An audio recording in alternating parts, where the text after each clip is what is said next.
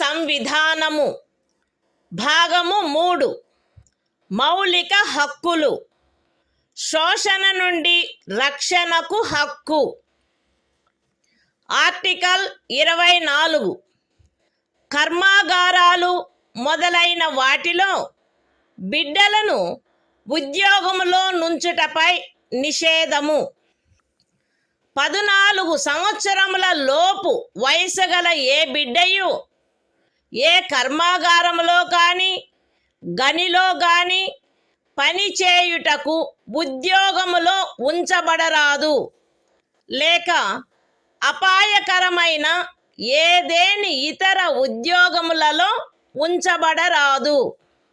The Constitution of India, Part 3, Fundamental Rights, Right Against Exploitation, Article 24, Prohibition of employment of children in factories, etc.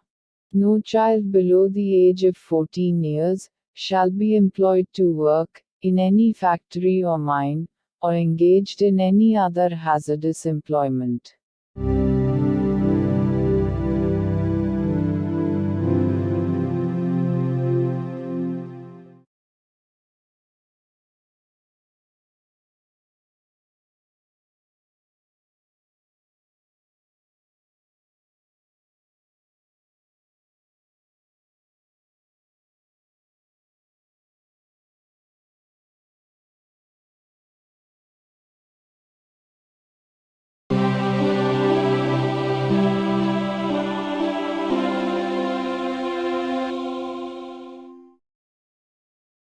భారత సంవిధానము భాగము 3 మౌలిక హక్కులు మత స్వాతంత్ర్యపు హక్కు article 25 అంతరాత్మను అనుసరించి స్వాతంత్ర్యము స్వేచ్ఛాయుత మతావలంబన ఆచరణ ప్రచారములు ప్రజాశాంతికి నైతికతకు ఆరోగ్యమునకు మరియు ఈ భాగము యొక్క ఇతర నిబంధనలకు అత్యధీనమై అంతరాత్మను అనుసరించి స్వాతంత్రమునకును స్వేచ్ఛగా మతమును అవలంబించుటకును ఆచరించుటకును ప్రచారము చేయుటకును జనులందరూ సమానముగా హక్కు కలిగి ఉందురు.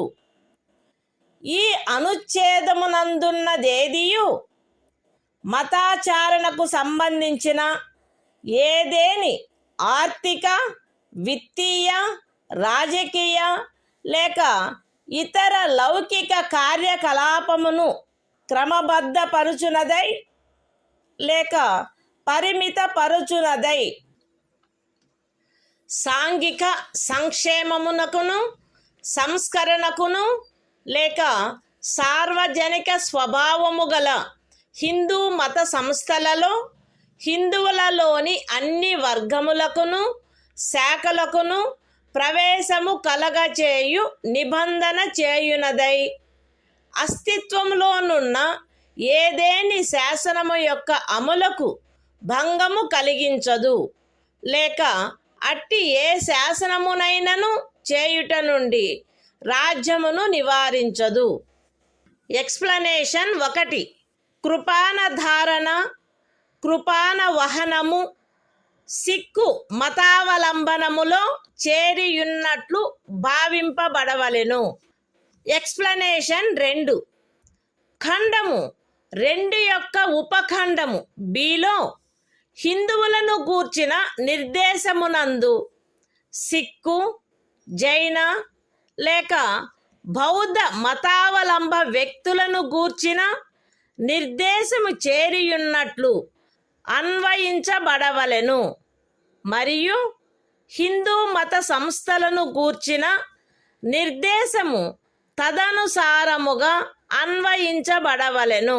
The Constitution of India, Part 3, Fundamental Rights, Right to Freedom of Religion, Article 25, Freedom of Conscience and Free Profession, Practice and Propagation of Religion. 1. Subject to public order, morality and health, and, to the other provisions of this part, all persons are equally entitled to freedom of conscience, and the right, freely to profess, practice, and propagate religion.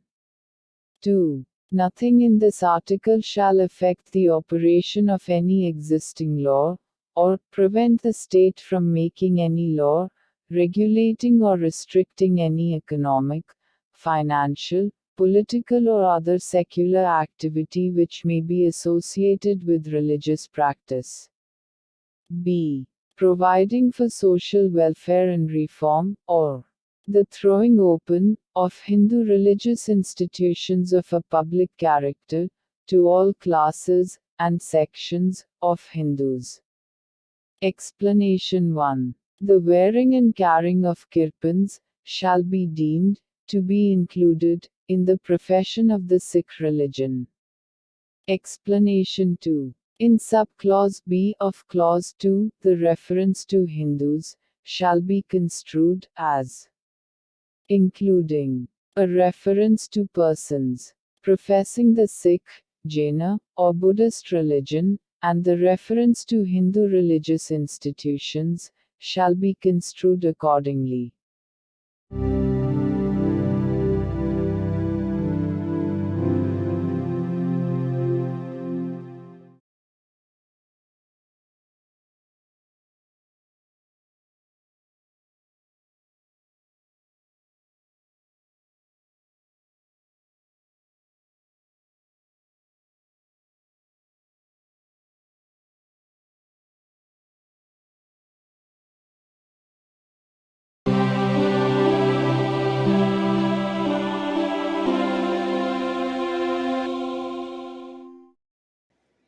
భారత సంవిధానము భాగము 3 మౌలిక హక్కులు మత స్వాతంత్ర్యపు హక్కు article 26 మత వ్యవహార నిర్వహణ స్వాతంత్ర్యము ప్రజాశాంతికి నైతికతకు మరియు ఆరోగ్యమునకు అత్యధీనమై ప్రతి మత శాఖ లేక అందలి ఏ ఉపశాఖైనను ఈ క్రింది హక్కును కలిగియుండును. మత మరియు ధార్మిక ప్రయోజనముల కొరకు సంస్థలను స్థాపించుట మరియు పోషించుట, మత విషయములలో స్వీయ వ్యవహారములను నిర్వహించుకొనుట, స్థిరాస్తిని మరియు చరాస్తిని కలిగియుండుట మరియు ఆర్జించుట, మరియు అట్టి ఆస్తిని శాసనమును అనుసరించి నిర్వహించుట. The Constitution of India, Part 3. Fundamental Rights. Right to freedom of religion. Article 26. Freedom to manage religious affairs. Subject to public order, morality and health, every religious denomination, or any section thereof, shall have the right a.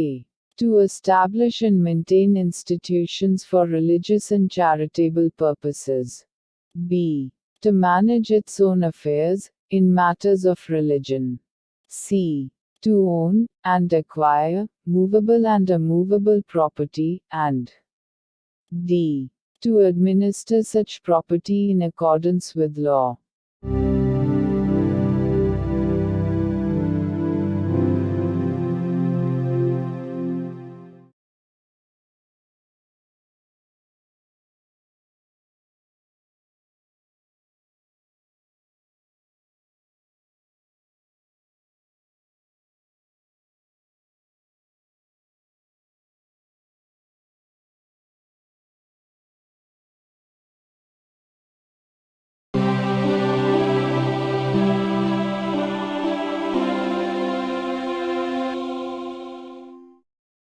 భారత సంవిధానము భాగము 3 మౌలిక హక్కులు మత స్వాతంత్ర్యపు హక్కు article 27 ఏదేని ప్రత్యేకమైన మతమును అభివృద్ధి చేయుటకు పన్నుల చెల్లింపును గూర్చిన స్వాతంత్ర్యము. ఏదేని ప్రత్యేకమైన మతమును లేక మత శాఖను అభివృద్ధి చేయుటకు లేక పోషించుటకు అగు ఖర్చులను భరించుటకై ఏ పన్నుల వలన రాబడి నిర్దిష్టముగా కేటాయించబడునో ఆ పన్నులను చెల్లించుటకు ఏ వ్యక్తిని బలవంత పెట్టరాదు. The Constitution of India, Part 3. Fundamental Rights. Right to freedom of religion. Article 27. Freedom as to payment of taxes for promotion of any particular religion. No person shall be compelled to pay any taxes, the proceeds of which are specifically appropriated in payment of expenses for the promotion or maintenance of any particular religion or religious denomination.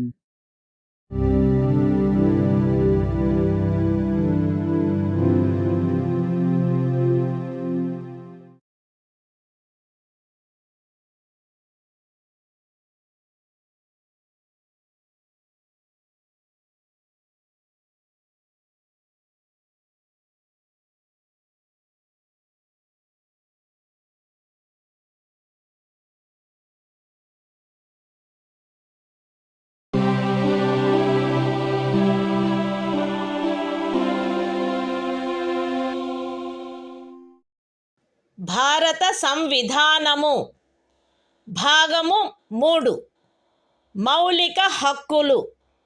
మత స్వాతంత్ర్యపు హక్కు. Article 28.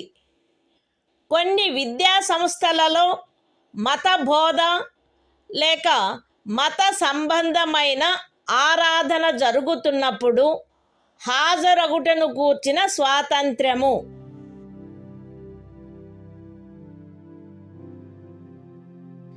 రాజ్య నిధుల నుండి సంపూర్ణముగా పోషింపబడుచున్న ఏ విద్యా సంస్థలోనూ ఎట్టి మత బోధనకైనను ఏర్పాటు చేయరాదు.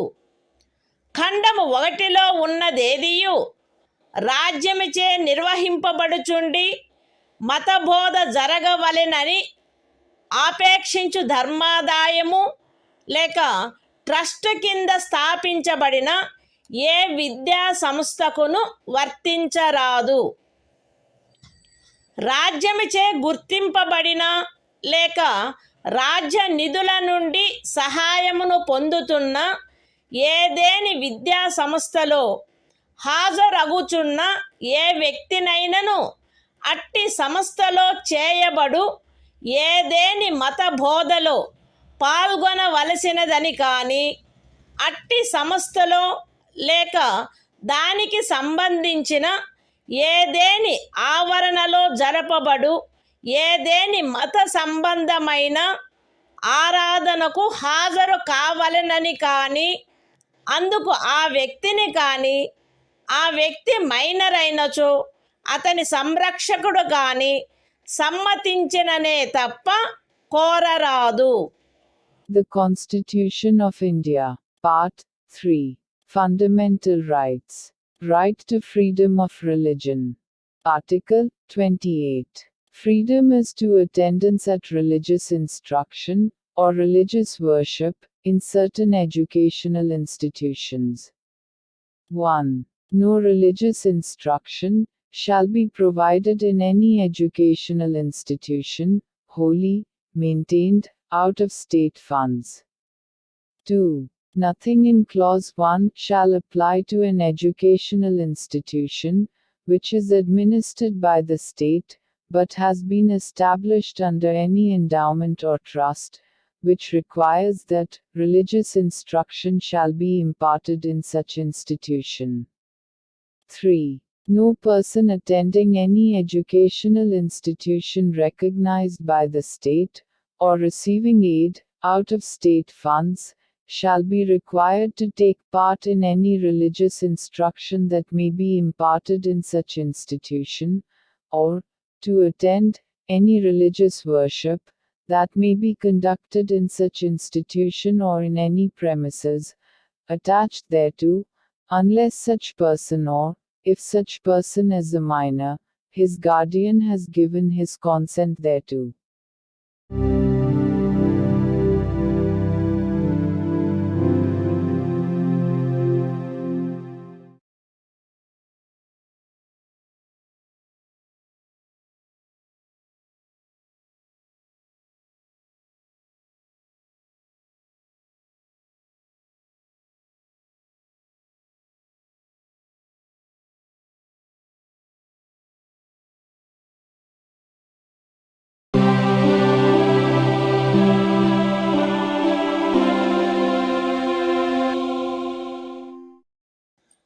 భారత సంవిధానము భాగము 3 మౌలిక హక్కులు సాంస్కృతిక మరియు విద్యా విషయక హక్కులు ఆర్టికల్ 29 అల్పసంఖ్యాక వర్గముల యొక్క హితముల రక్షణ భారతదేశ రాజ్య క్షేత్రములో లేక అందలి ఏ భాగములో నివసించుచున్న పౌరులలోని ఏదేని వర్గము వారు తమ విశిష్ట భాష లిపి లేక సంస్కృతిని కలిగి ఉండినచో వారు దానిని కాపాడుకొనుటకు హక్కు కలిగి ఉందురు.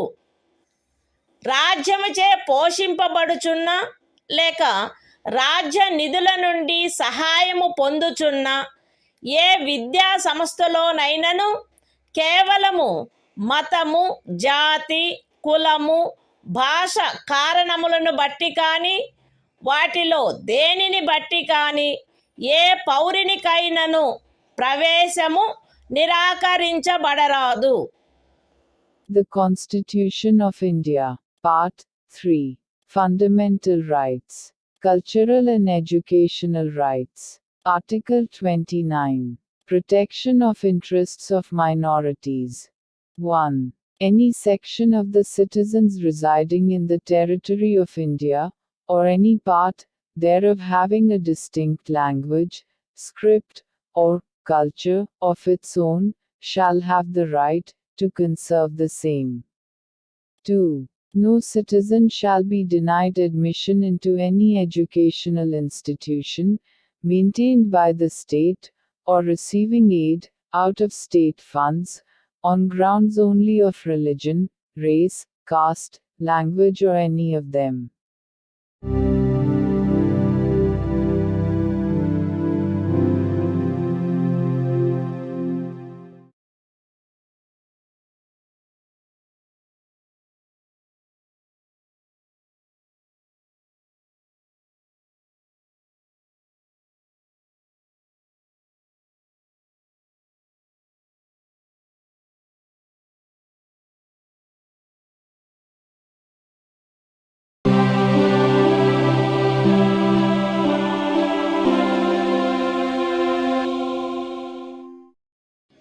భారత సంవిధానము భాగము 3 మౌలిక హక్కులు సాంస్కృతిక మరియు విద్యా విషయక హక్కులు ఆర్టికల్ 30 విద్యా సంస్థలను స్థాపించుటకు మరియు నిర్వహించుటకు అల్పసంఖ్యాక వర్గములకు గల హక్కు మత ప్రాతిపదికపై కానీ భాషా ప్రాతిపదికపై కానీ ఏర్పడిన అల్పసంఖ్యాక వర్గముల వారందరూ తమకు అభీష్టమైన విద్యా సంస్థలను స్థాపించుకొనుటకును నిర్వహించుకొనుటకును హక్కు కలిగియుందురు.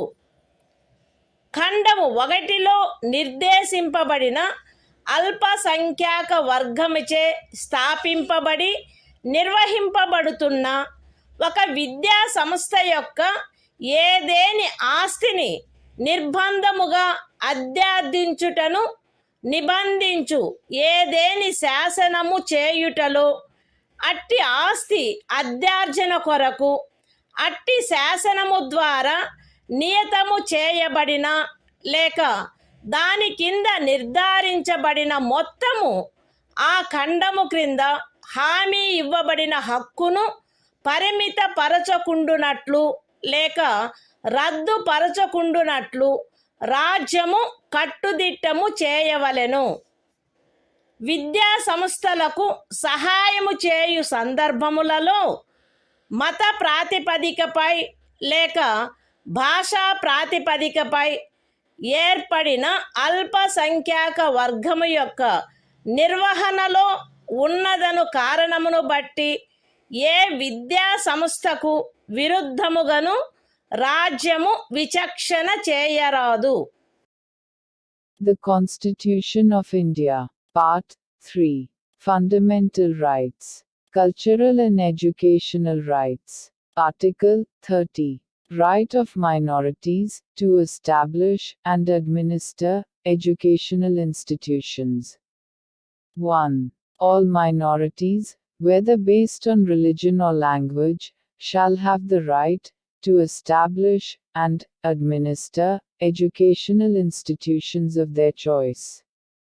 In making any law, providing for the compulsory acquisition of any property of an educational institution, established and administered by a minority, referred to in Clause 1.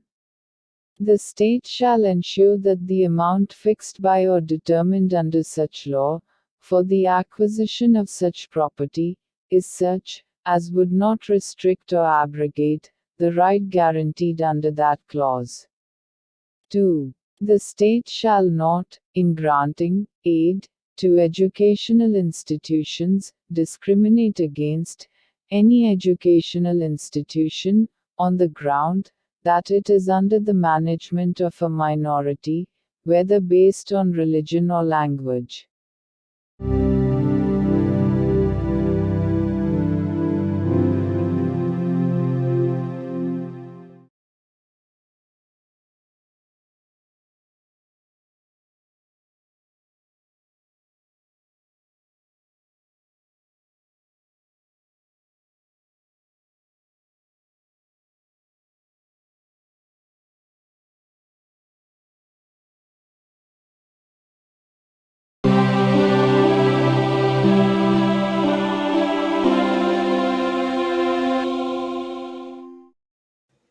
భారత సంవిధానము భాగము 3 మౌలిక హక్కులు.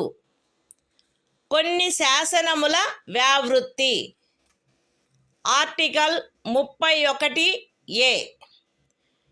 ఎస్టేటు మొదలగు వాటి అధ్యార్జన కొరకు నిబంధించు శాసనము వ్యావృత్తి.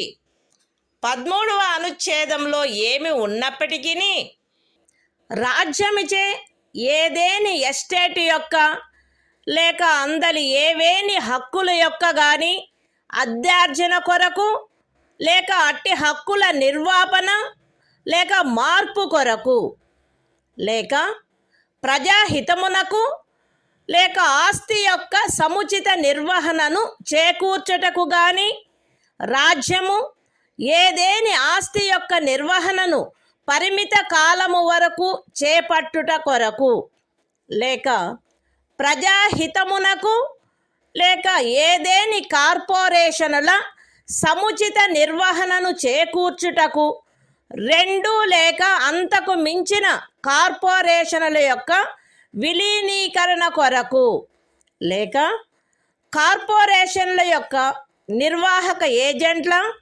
కార్యదర్శుల మరియు కోశాధికారుల, మేనేజింగ్ డైరెక్టర్ల, ఆదేశకుల లేక నిర్వాహకుల హక్కులను లేక కార్పొరేషన్ల యొక్క వాటాదారుల ఓటింగు హక్కులను నిర్వాపన చేయుట కొరకు లేక మార్పు చేయుట కొరకు లేక ఏదేని ఖనిజముకైన కౌలు లేక ఖనిజ తైలమును వెతుకుటకైనా లేక వెలికి తీయుటకైనా ఖరారు, కౌలు లేక లైసెన్సును బట్టి ప్రాప్తించు ఏవేని హక్కులను నిర్వాపన చేయుట కొరకు లేక మార్పు చేయుట కొరకు లేక అట్టి ఖరారు, కౌలు లేక లైసెన్సును సమయాత్పూర్వమే సమాప్తము చేయుట కొరకు లేక రద్దు చేయుట కొరకు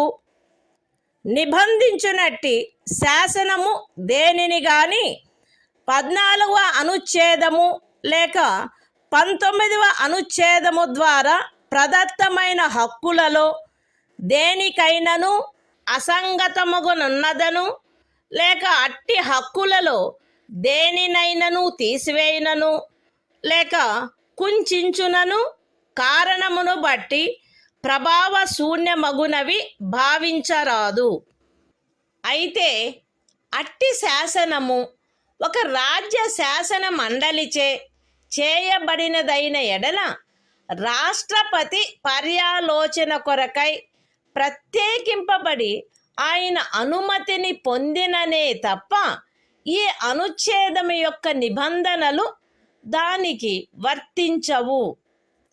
అంతేకాక రాజ్యముచే ఏదేని ఎస్టేటు అధ్యార్జింపబడుటకు ఏదేని శాసనము నిబంధన చేయునెడల మరియు ఆ ఎస్టేటులో చేరిన ఏదేని భూమి ఒక వ్యక్తి యొక్క స్వంత సేద్యము క్రిందయున్న ఎడల అట్టి అధ్యార్జనకు సంబంధించిన శాసనములో మార్కెట్ విలువకు తగ్గని రేటు చొప్పున నష్టపరిహారము చెల్లించుటకు నిబంధనలున్ననే తప్ప తత్సమయమున అమలులోనున్న ఏదేని శాసనము క్రింద అతడికి వర్తించడి గరిష్ట పరిమితి లోపు ఉన్న భూమిలోని ఏదేని భూభాగము కానీ దానిపై గల లేక దానికి చెంది ఉన్న ఏదేని భవనము కానీ కట్టడము కానీ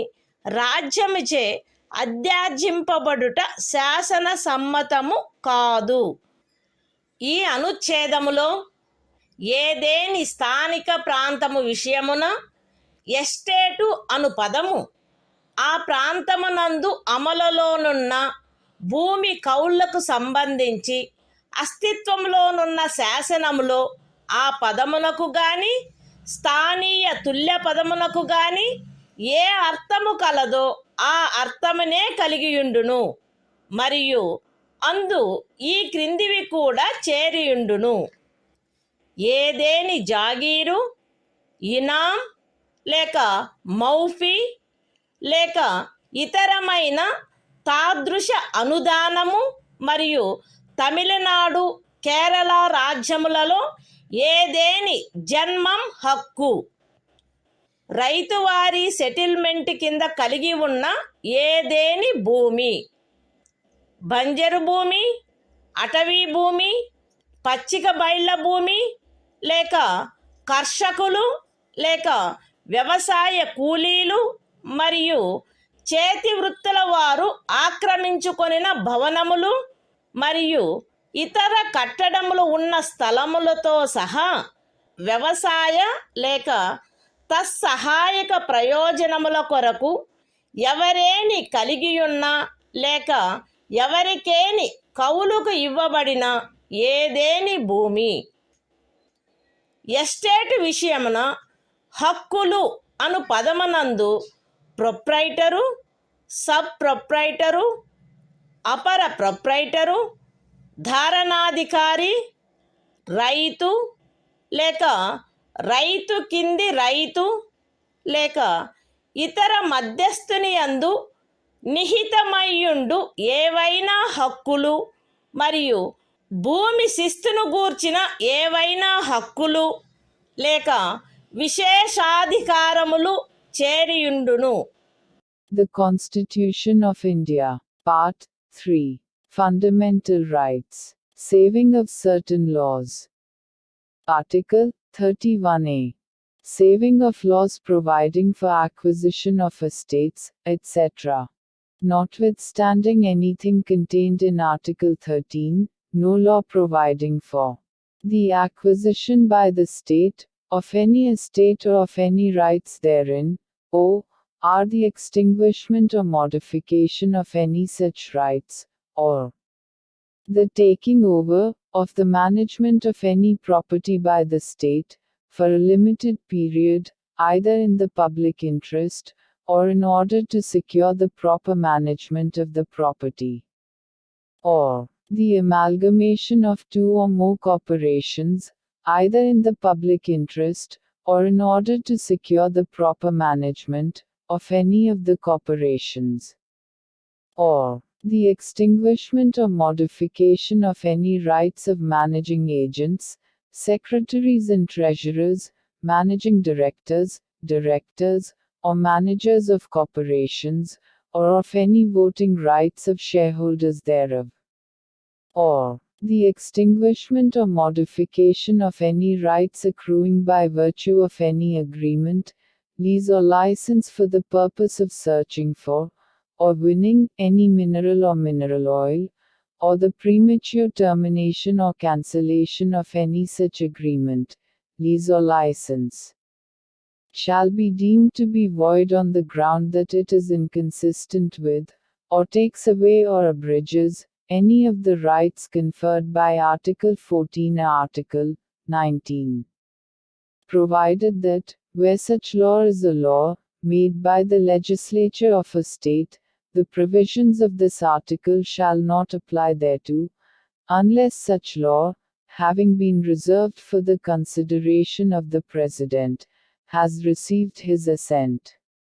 Provided further, that, where any law makes any provision for the acquisition by the state of any estate, and where any land comprised therein is held by a person under his personal cultivation, it shall not be lawful for the state to acquire any portion of such land as is within the ceiling limit applicable to him under any law for the time being in force, or any building or structure standing thereon or tenant thereto, unless the law relating to the acquisition of such land, building or structure provides for payment of compensation at a rate which shall not be less than the market value thereof. In this article, the expression estate shall, in relation to any local area, have the same meaning as that expression, or its local equivalent has in the existing law relating to land tenures in force in that area, and shall also include any jagir, inam, or muafi, or other similar grant. And, in the states of Tamil Nadu and Kerala, any janmam right. Any land held under ryotwari settlement. Any land held, or let for purposes of agriculture, or for purposes ancillary thereto, including waste land, forest land, land for pasture, or sites of buildings, and other structures occupied by cultivators of land, agricultural laborers, and village artisans. The expression, rights, in relation to an estate, shall include any rights vesting in a proprietor, sub-proprietor, under-proprietor, tenure-holder, rayat, under-rayat, or other intermediary, and any rights, or privileges in respect of land revenue.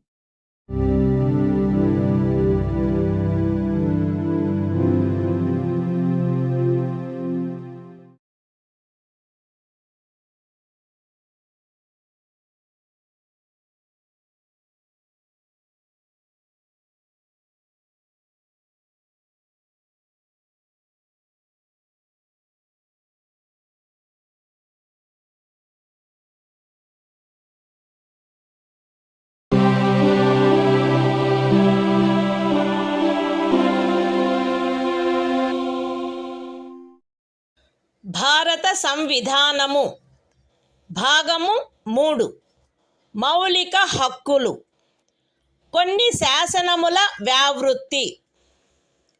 Article 31 కొన్ని చట్టములకు మరియు వినిమయములకు శాసనిక మాన్యత కలగజేయుట. 31 అనుచ్ఛేదములో గల నిబంధనల సాధారణతకు భంగము కలగకుండా 9వ అనుసూచిలో నిర్దిష్టపరచబడిన ఏవేని చట్టములు, నియమములు, వాటి యొక్క ఏవేని నిబంధనలు, అట్టి చట్టము, నియమము లేక నిబంధనను ఈ భాగంలోని ఏవేని నిబంధనల ద్వారా ప్రదత్తమైన ఏవేని హక్కులకు అసంగతముగా నున్నదను లేక ఆ హక్కులలో దేనినైనను తీసివేయుచున్నదను లేక కుంచుచున్నదను ఆధారముపై ప్రభావ శూన్యమైనదని గాని ఎప్పుడైనను ప్రభావ శూన్యమై ఉండినదని గాని భావించరాదు. మరియు ఏదేని న్యాయస్థానము లేక ట్రిబ్యునల్ యొక్క ఏదేని తీర్పు, డిక్రీ లేక ఉత్తర్వు దానికి విరుద్ధముగా నున్నప్పటికీ సదరు ప్రతి చట్టము మరియు నియమము దాని రద్దు లేక సవరణ చేయుటకు ఏదేని సమర్థ శాసన మండలికి గల అధికారమునకు అత్యధీనమై అమలునందు కొనసాగవలెను. The Constitution of India, Part 3. Fundamental Rights. Saving of certain laws. Article 31b. Validation of certain acts and regulations. Without prejudice to the generality of the provisions contained in Article 31a. None of the acts and regulations specified in the 9th schedule, nor any of the provisions thereof shall be deemed to be void, or ever to have become void on the ground that such act, regulation or provision is inconsistent with, or takes away or abridges any of the rights conferred by any provisions of this part. And, notwithstanding any judgment, decree or order of any court or tribunal, to the contrary, each of the said acts and regulations shall, subject to the power of any competent legislature to repeal, or amend it, continue in force.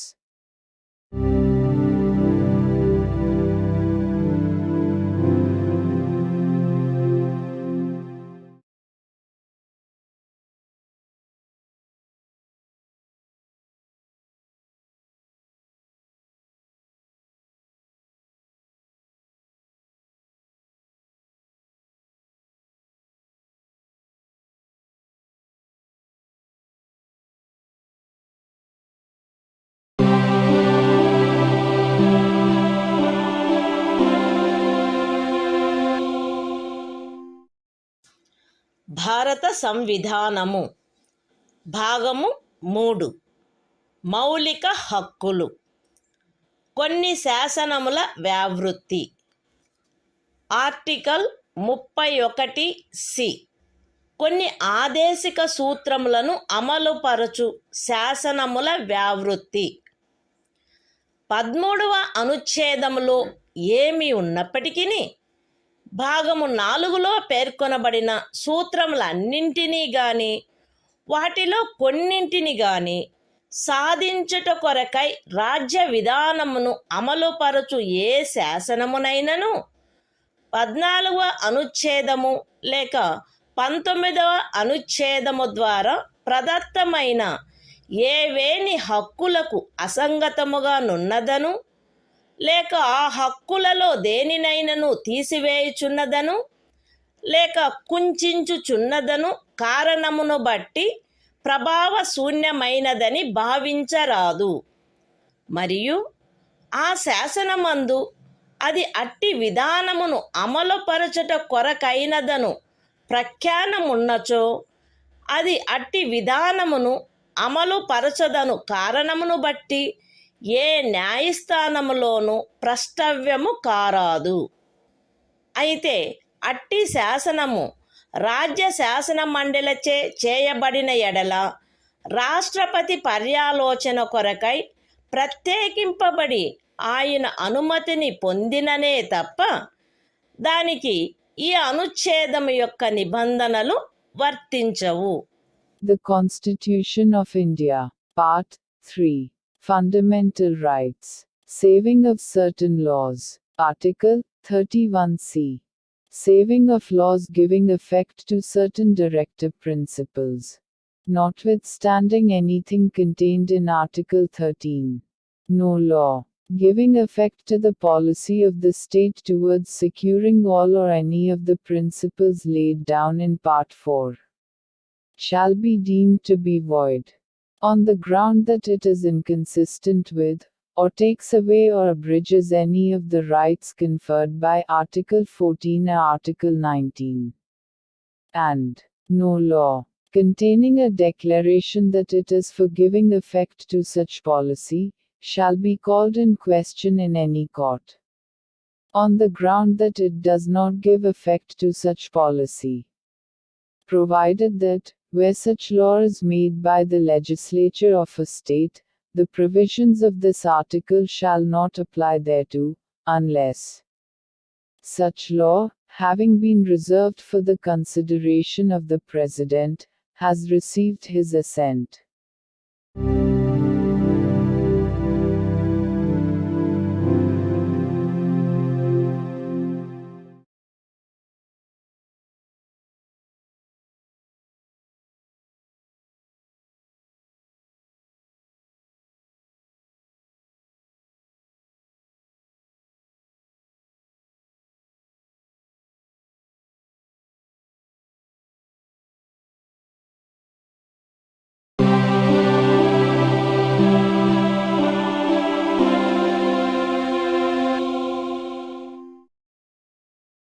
భారత సంవిధానము భాగము 3 మౌలిక హక్కులు సంవిధానిక ప్రత్యుపాయములకు హక్కు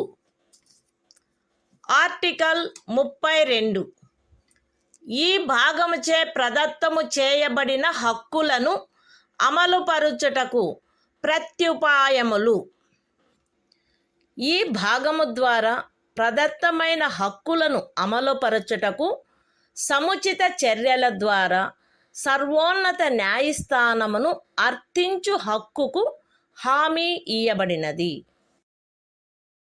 ఈ భాగము ద్వారా ప్రదత్తమైన ఏవేని హక్కులను అమలుపరచుట కొరకు ఆదేశములను లేక ఉత్తర్వులను లేక బందీ ప్రత్యక్ష హెబియస్ కార్పస్ పరమాదేశ మాండమస్ ప్రతిషేధ ప్రొహిబిషన్ అధికార పృచ్ఛ కోవారెంటో మరియు ఉత్ప్రేషణ సర్ష్యోరారి స్వభావము గల రిట్లతో సహా అధిలేఖలను వీటిలో సముచితమైన దానిని జారీ చేయుటకు సర్వోన్నత న్యాయస్థానము అధికారము కలిగియుండును. ఖండములు 1 మరియు 2 ద్వారా సర్వోన్నత న్యాయస్థానమునకు ప్రదత్తమైన అధికారములకు భంగము కలగకుండా ఖండము 2 క్రింద సర్వోన్నత న్యాయస్థానముచే వినియోగింపబడదగు అధికారముల అన్నిటినీ కానీ వాటిలో దేనినైనను కానీ ఏదేని ఇతర న్యాయస్థానమునకు దాని అధికారిత యొక్క స్థానిక హద్దులలో వినియోగించు అధికారమును శాసనము ద్వారా పార్లమెంటు వసగవచ్చును. ఈ అనుచ్ఛేదముచే హామీ ఇయ్యబడిన హక్కు ఈ సంవిధానముచే అన్యదా నిబంధింపబడినట్లు తప్ప suspend చేయబడరాదు. The Constitution of India, Part 3. Fundamental Rights. Right to constitutional remedies. Article 32. Remedies for enforcement of rights conferred by this part. 1. The right to move the Supreme Court, by appropriate proceedings for the enforcement of the rights conferred by this part, is guaranteed. 2. The Supreme Court shall have power to issue directions or orders, or writs, including writs in the nature of habeas corpus, mandamus, prohibition, quo warranto and certiorari, whichever may be appropriate, for the enforcement of any of the rights conferred by this part. 3. without prejudice to the powers conferred on the Supreme Court, by clauses 1 and 2. Parliament may by law empower any other court to exercise within the local limits of its jurisdiction all or any of the powers exercisable by the Supreme Court under Clause 2. 4. The right guaranteed by this article shall not be suspended, except as otherwise provided for by this Constitution.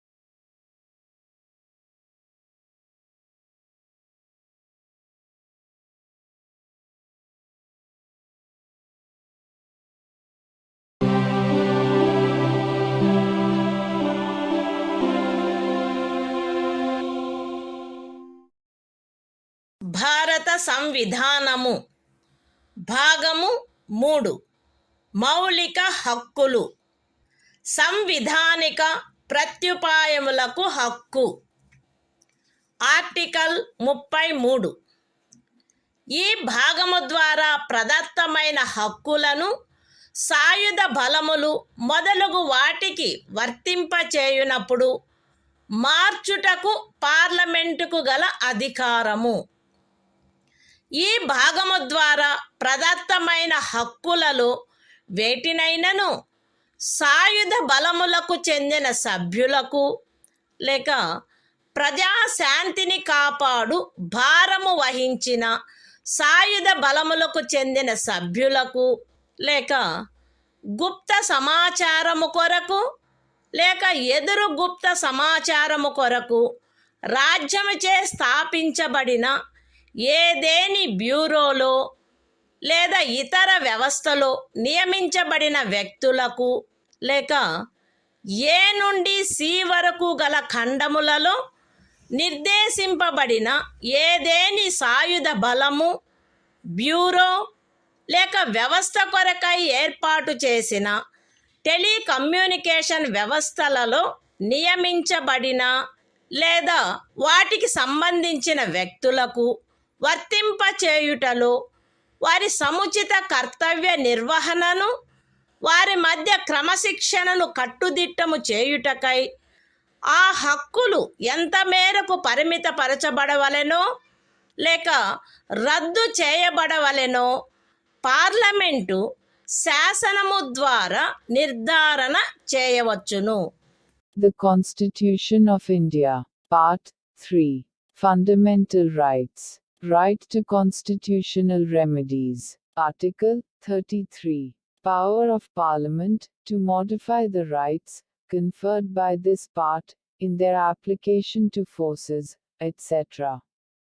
Parliament may by law determine to what extent any of the rights conferred by this part shall, in their application to the members of the armed forces, or the members of the forces charged with the maintenance of public order, or persons employed in any bureau or other organization established by the state for purposes of intelligence or counterintelligence, or person employed in or in connection with the telecommunication systems set up for the purposes of any force, bureau, or organization referred to in clauses A to C be restricted or abrogated so as to ensure the proper discharge of their duties and the maintenance of discipline among them.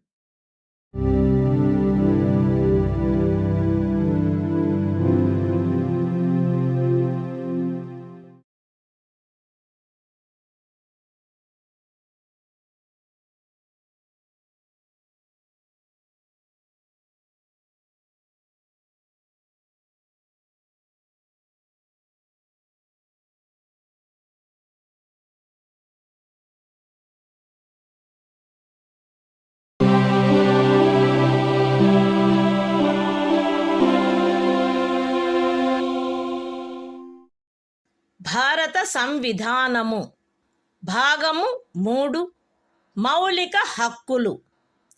సంవిధానిక ప్రత్యుపాయములకు హక్కు. Article 34. ఏదేని ప్రాంతములో సైనిక శాసనము అమలులోనున్నప్పుడు ఈ భాగము ద్వారా ప్రదత్తమైన హక్కులపై నిర్బంధన.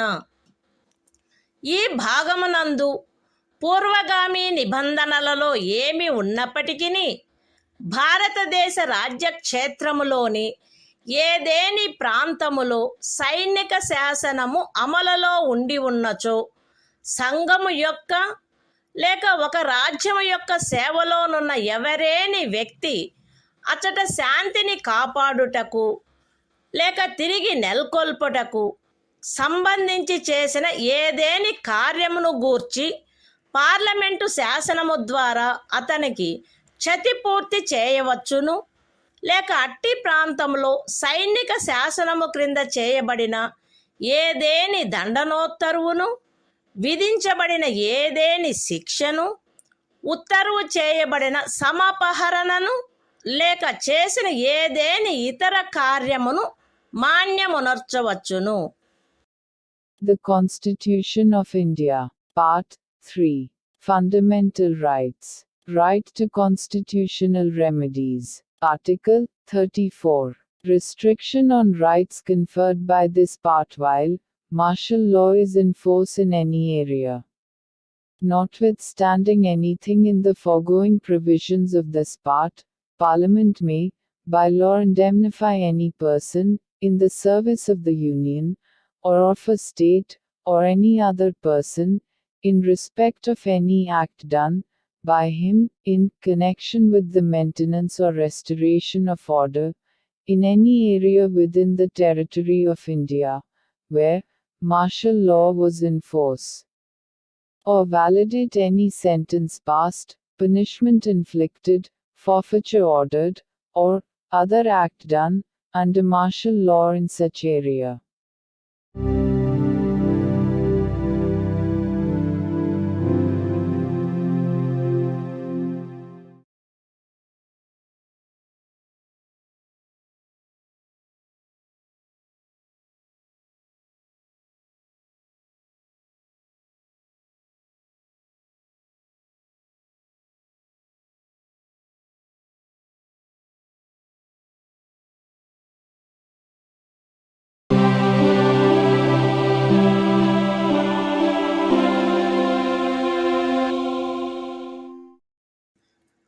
భారత సంవిధానము భాగము 3 మౌలిక హక్కులు.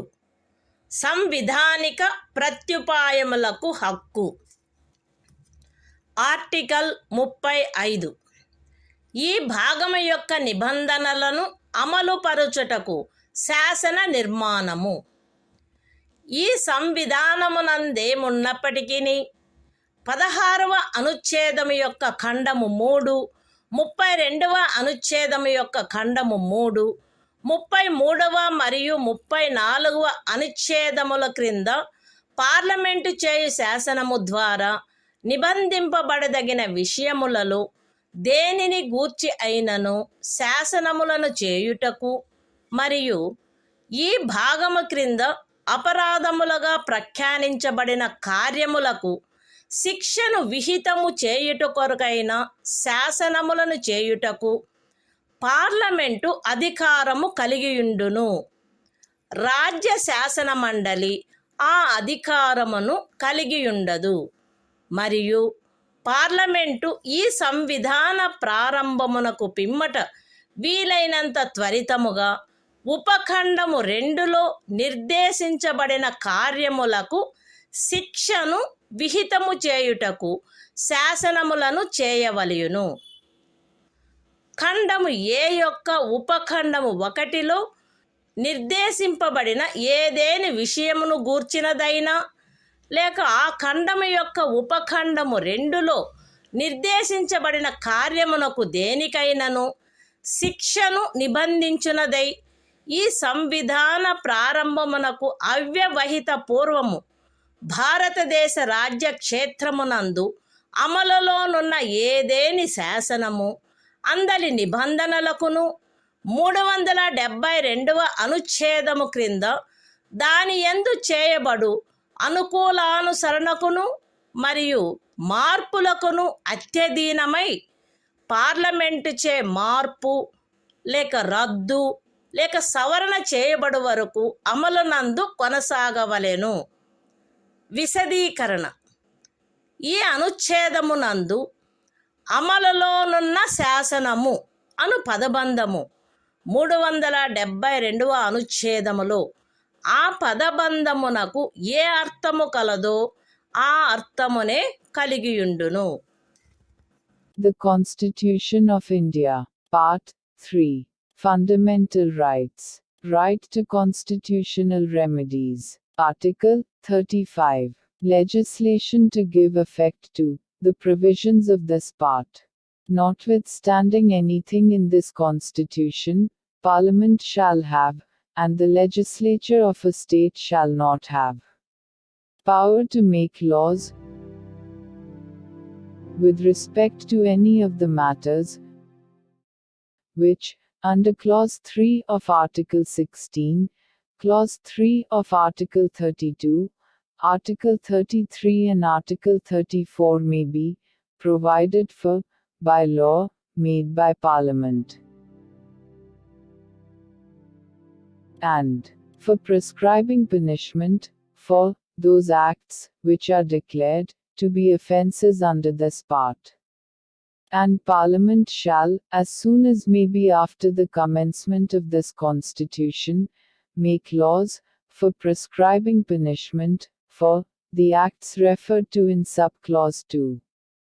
Any law in force immediately before the commencement of this Constitution, in the territory of India, with respect to any of the matters referred to in subclause 1 of Clause A, or providing for punishment for any act referred to in subclause 2 of that clause shall, subject to the terms thereof, and to any adaptations and modifications that may be made therein, under Article 372, continue in force until altered, or repealed, or amended, by Parliament. Explanation: in this article, the expression law in force has the same meaning as in Article 372.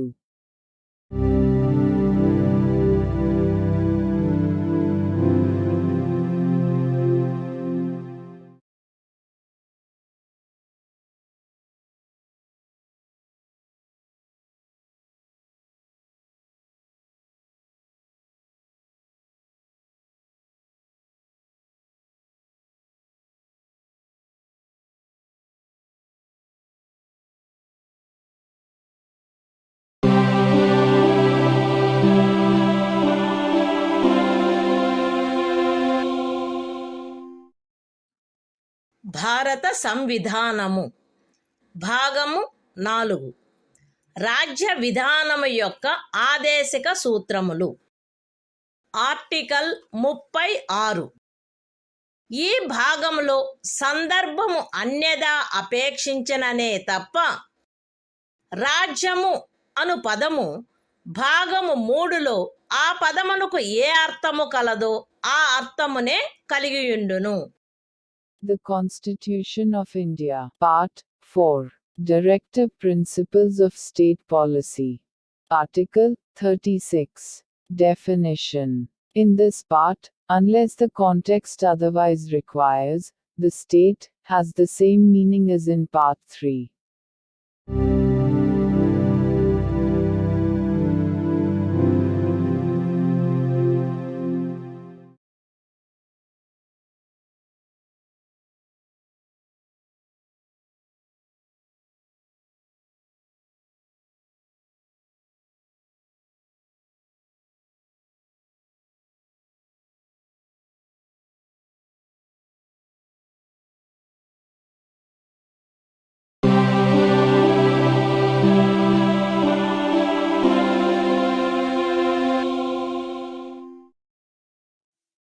భారత సంవిధానము భాగము 4 రాజ్య విధానము యొక్క ఆదేశిక సూత్రములు.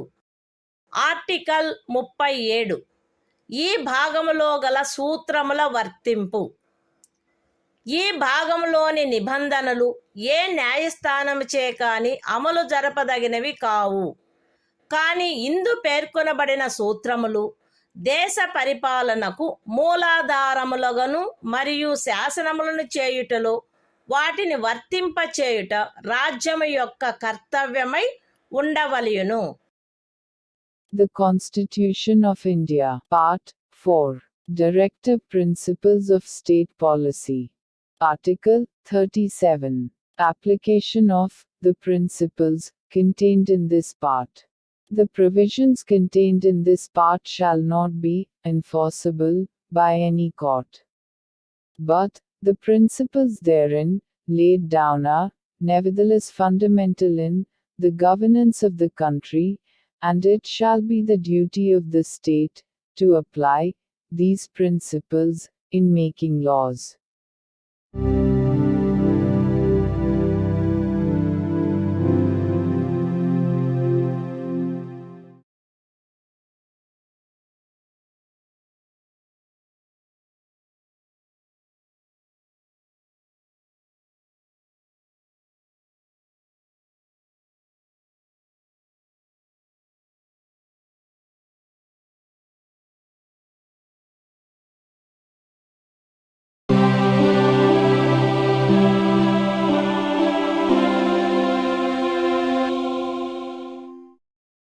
భారత సంవిధానము భాగము 4 రాజ్య విధానము యొక్క ఆదేశిక సూత్రములు. ఆర్టికల్ 38 రాజ్యము ప్రజల శ్రేయస్సును పెంపొందించు సాంఘిక వ్యవస్థను చేకూర్చుట. జాతీయ జీవనంలోని అన్ని రంగములలో సాంఘిక, ఆర్థిక మరియు రాజకీయ న్యాయమును ఉజ్జీవింపచేయు సాంఘిక వ్యవస్థను వీలైనంత వరకు కట్టుదిట్టము చేకూర్చుట ద్వారాను దానిని రక్షించుట ద్వారాను రాజ్యము ప్రజల శ్రేయస్సును పెంపొందించుటకు పాటుపడవలెను. రాజ్యము ప్రత్యేకించి రాబడిలో అసమానతలను తగ్గించుటకు పాటుపడవలెను మరియు విభిన్న ప్రాంతములందు నివసించుచున్న లేక విభిన్న వృత్తులను చేపట్టిన వ్యక్తుల మధ్య మాత్రమే కాకుండా ప్రజావర్గముల మధ్య కూడా హోదా, సౌకర్యములు మరియు అవకాశములందు అసమానతలను తొలగించుటకు ప్రయత్నించవలెను. The Constitution of India, Part 4. Directive Principles of State Policy. Article 38. State to secure social order, for the promotion of welfare of the people.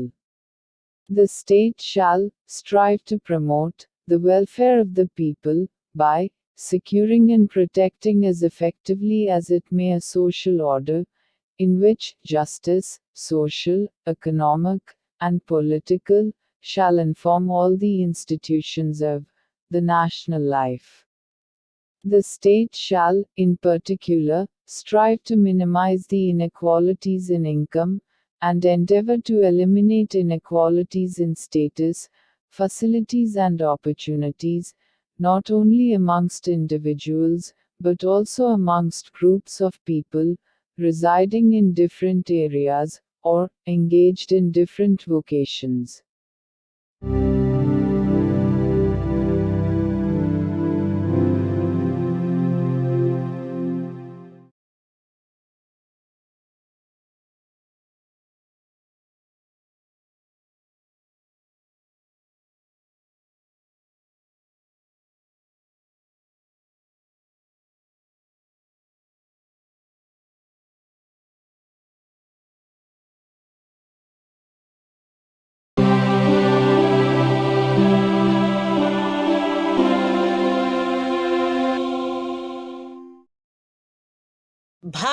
సంవిధానము భాగము 4 రాజ్య విధానము యొక్క ఆదేశిక సూత్రములు. ఆర్టికల్ 39 రాజ్యము అనుసరించవలసిన కొన్ని విధాన సూత్రములు. రాజ్యము ఈ క్రింది వాటిని చేకూర్చుటకై ప్రత్యేకించి తన విధానమును రూపొందించవలెను. అవేవనగా స్త్రీ పురుష భేదము లేకుండా పౌరులు తగిన జీవనోపాధి సాధనములకు హక్కు కలిగియుండుట, జనులందరి ఉమ్మడి మేలును అత్యుత్తముగా సమకూర్చునట్లు సమాజపు భౌతిక వనరుల సామ్యమును మరియు నియంత్రణను పంపిణీ చేయుట, ఆర్థిక వ్యవస్థ యొక్క ప్రవృత్తి వలన జనసామాన్యమునకు హానికరమగునట్లుగా ఐశ్వర్యము ఉత్పాదన సాధనములు కేంద్రీకృతము కాకుండుట, స్త్రీ పురుషులు ఉభయులకు సమానమైన పనికి సమానమైన వేతనము లభించుట, స్త్రీ పురుష కార్మికుల ఆరోగ్యము శరీర దారుఢ్యము మరియు పిల్లల సుకుమారత్వము దురుపయోగము చేయబడుకుండుట మరియు పౌరుల ఆర్థికావశ్యకత వలన తమ వయస్సునకు లేక శరీర దారుఢ్యమునకు సరిపడని పనులలో చేరుటకు బలవంత పెట్టకుండుట, పిల్లలకు ఆరోగ్యకరమైన రీతిలో గౌరవప్రదమైన మరియు స్వేచ్ఛాయుతమైన పరిస్థితులలో అభివృద్ధి చెందు అవకాశములను మరియు సౌకర్యములను కల్పించుట మరియు బాల్య యవనములను శోషణ నుండి మరియు నైతిక మరియు భౌతిక పరిత్యజనము నుండి కాపాడుట. The Constitution of India, Part 4, Directive Principles of State Policy. Article 39. Certain principles of policy to be followed by the state. The state shall, in particular, direct its policy towards securing a. that the citizens, men and women equally, have the right to an adequate means of livelihood. b. that the ownership and control of the material resources of the community are so distributed as best to subserve the common good. c. that the operation of the economic system does not result in the concentration of wealth and means of production to the common detriment. d. that there is equal pay for equal work for both men and women. a. that the health and strength of workers, men and women, and the tender age of children are not abused, and that citizens are not forced by economic necessity to enter avocations unsuited to their age or strength. f. that children are given opportunities and facilities to develop in a healthy manner and in conditions of freedom and dignity, and that childhood and youth are protected against exploitation and against moral and material abandonment.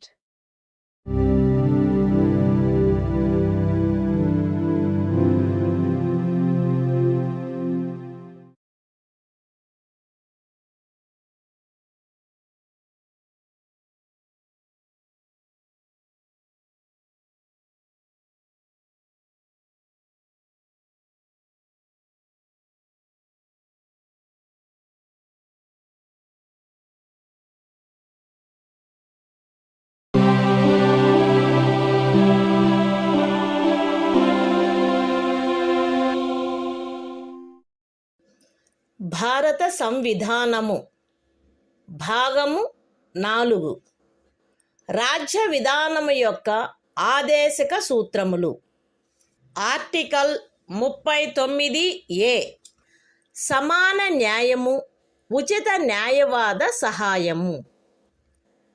శాసన వ్యవస్థ ప్రవృత్తి సమానావకాశ ప్రాతిపదికపై న్యాయమును చేకూర్చు రీతిలో నిర్వహించబడినట్లు రాజ్యము కట్టుదిట్టము చేయవలెను. మరియు ప్రత్యేకముగా ఏ పౌరునికైనను ఆర్థిక లేక ఇతర అసక్తతల కారణమున న్యాయమును పొంద అవకాశములు అలభ్యము కాకుండునట్లు కట్టుదిట్టము చేయుటకై తగిన శాసన నిర్మాణమును లేక పథకముల ద్వారా గాని ఏదేని ఇతర విధముగా గాని ఉచిత న్యాయవాద సహాయమును సమకూర్చవలెను. The Constitution of India, Part 4. Directive Principles of State Policy. Article 39A. Equal justice and free legal aid.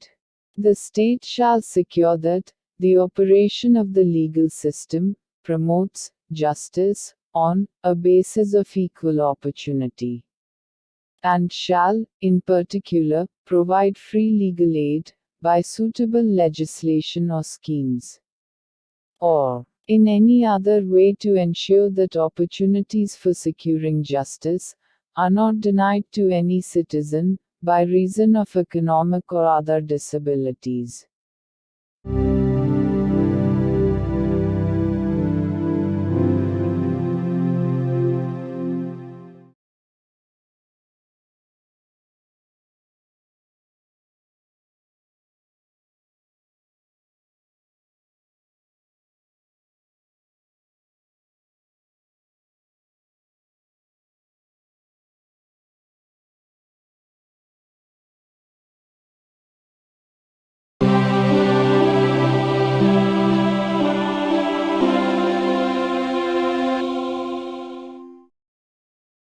భారత సంవిధానము భాగము 4. రాజ్య విధానము యొక్క ఆదేశక సూత్రములు. ఆర్టికల్ 40. గ్రామ పంచాయతీల వ్యవస్థీకరణ. గ్రామ పంచాయతీలను వ్యవస్థీకరించి స్వపరిపాలనా యూనిట్లుగా అవి పనిచేయుటకు వాటికి ఆవశ్యకమగు అధికార ప్రాధికారముల నొసగుటకు రాజ్యము చర్యలను గైగొనవలెను. The Constitution of India, Part 4. Directive Principles of State Policy. Article 40. Organization of Village Panchayats. The state shall take steps to organize village panchayats, and endow them with such powers and authority as may be necessary to enable them to function as units of self-government.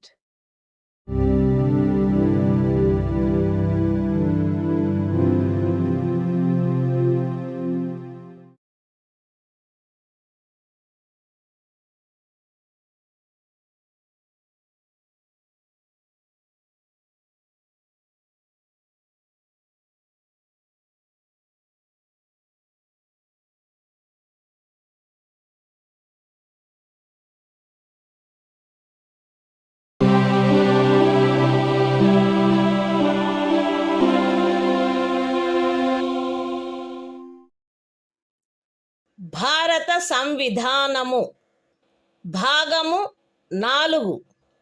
రాజ్య విధానము యొక్క ఆదేశక సూత్రములు. Article 41. పనికి విద్యకు కొన్ని సందర్భములలో ప్రజా సహాయమునకు హక్కు.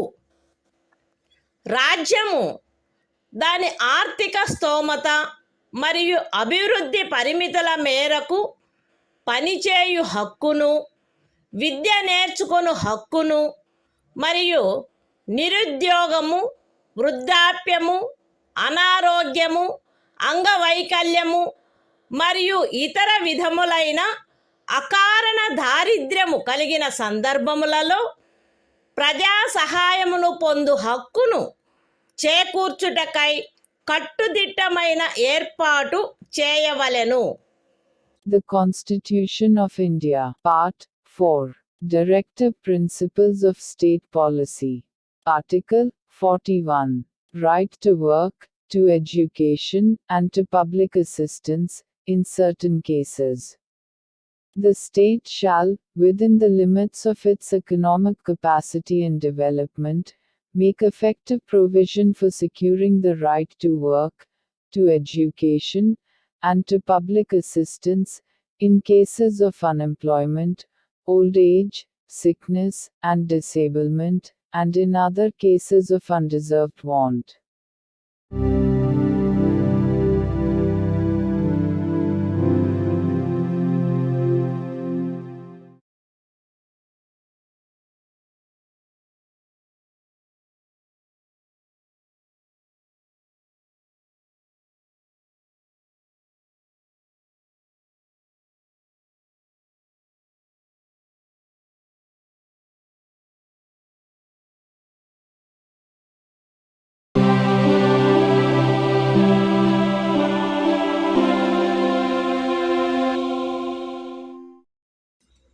భారత సంవిధానము భాగము 4 రాజ్య విధానము యొక్క ఆదేశిక సూత్రములు. ఆర్టికల్ 42 పని విషయమున న్యాయమైన మరియు మానవోచితమైన పరిస్థితులకు మరియు ప్రసూతి సహాయమునకు ఏర్పాటు. రాజ్యము పనిచేయు విషయమున న్యాయమైన మరియు మానవోచితమైన పరిస్థితులను ప్రసూతి సహాయమును చేకూర్చుటకు ఏర్పాటు చేయవలెను. The Constitution of India, Part 4, Directive Principles of State Policy. Article 42. Provision for just and humane conditions of work, and maternity relief. The state shall make provision for securing just and humane conditions of work, and for maternity relief.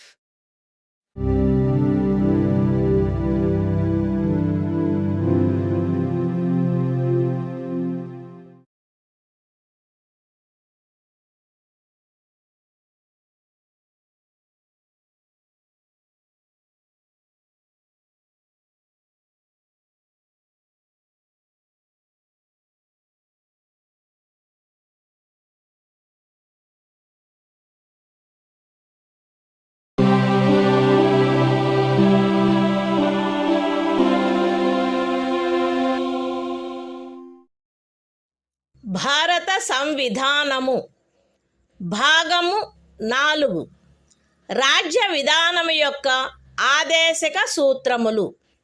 Article 43 కార్మికులకు జీవన భృతి మొదలగునవి. రాజ్యము తగిన శాసన నిర్మాణము ద్వారా లేక ఆర్థిక వ్యవస్థాపన ద్వారా లేక మరే విధముగానైనా వ్యవసాయ, పారిశ్రామిక లేక ఇతర కార్మికులందరికీ పనిని, జీవన భృతిని మరియు సముచిత జీవన స్థాయిని, విశ్రాంతి మరియు సాంఘిక సాంస్కృతిక అవకాశముల పూర్తి వినియోగమును చేకూర్చునట్టి పని పరిస్థితులను కల్పించుటకు ప్రయత్నించవలెను. మరియు ప్రత్యేకించి గ్రామీణ ప్రాంతములలో వైయక్తిక ప్రాతిపదికపై లేక సహకార ప్రాతిపదికపై కుటీర పరిశ్రమలను పెంపొందింపచేయుటకు ప్రయత్నించవలెను. The Constitution of India, Part 4, Directive Principles of State Policy. Article 43. Living wage, etc., for workers. The state shall endeavor to secure, by suitable legislation, or economic organization or in any other way, to all workers, agricultural, industrial or otherwise, work, a living wage, conditions of work ensuring a decent standard of life, and full enjoyment of leisure, and social and cultural opportunities, and, in particular, the state shall endeavor to promote cottage industries, on an individual or cooperative basis, in rural areas.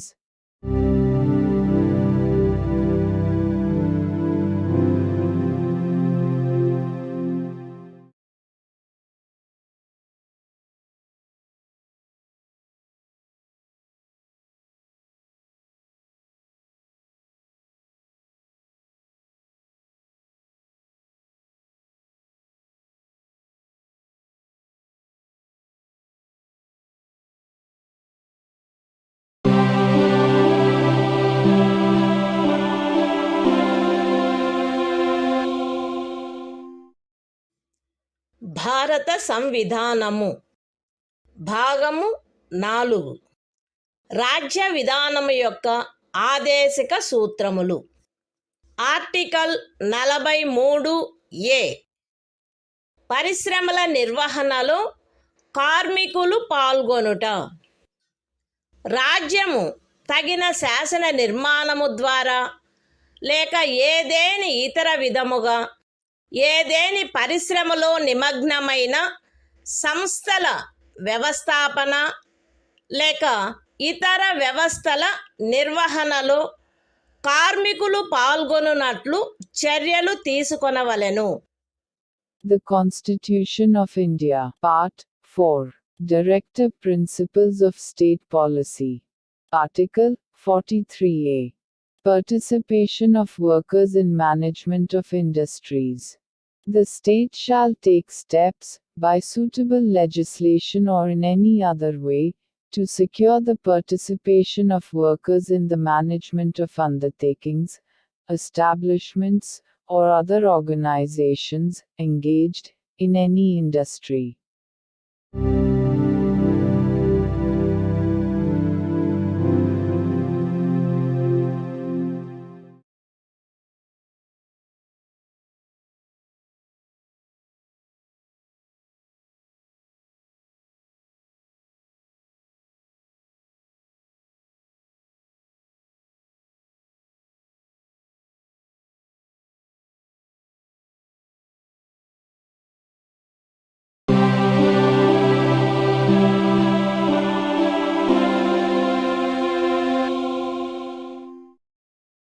భారత సంవిధానము భాగము 4 రాజ్య విధానము యొక్క ఆదేశక సూత్రములు.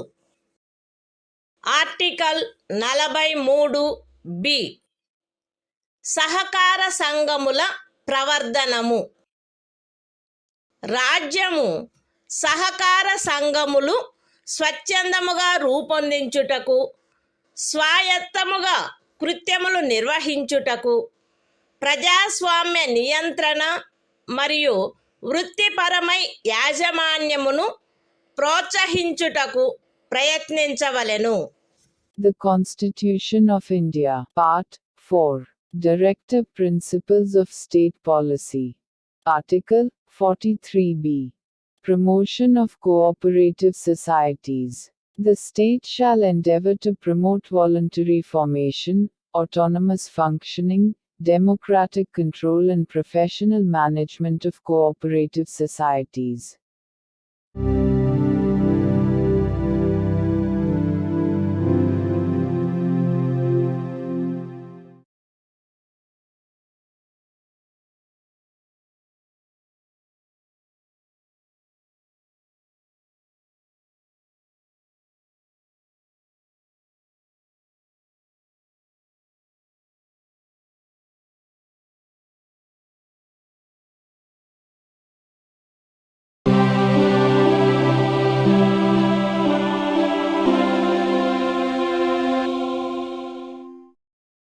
భారత సంవిధానము భాగము 4 రాజ్య విధానము యొక్క ఆదేశిక సూత్రములు.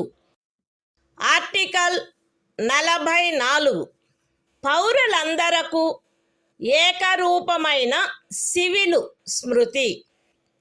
భారతదేశ రాజ్య క్షేత్రమునంతటను పౌరులకు ఏకరూపమైన సివిల స్మృతిని చేకూర్చుటకు రాజ్యము ప్రయత్నించవలెను. The Constitution of India, Part 4, Directive Principles of State Policy. Article 44. Uniform Civil Code for the Citizens. The state shall endeavor to secure for the citizens a uniform civil code throughout the territory of India.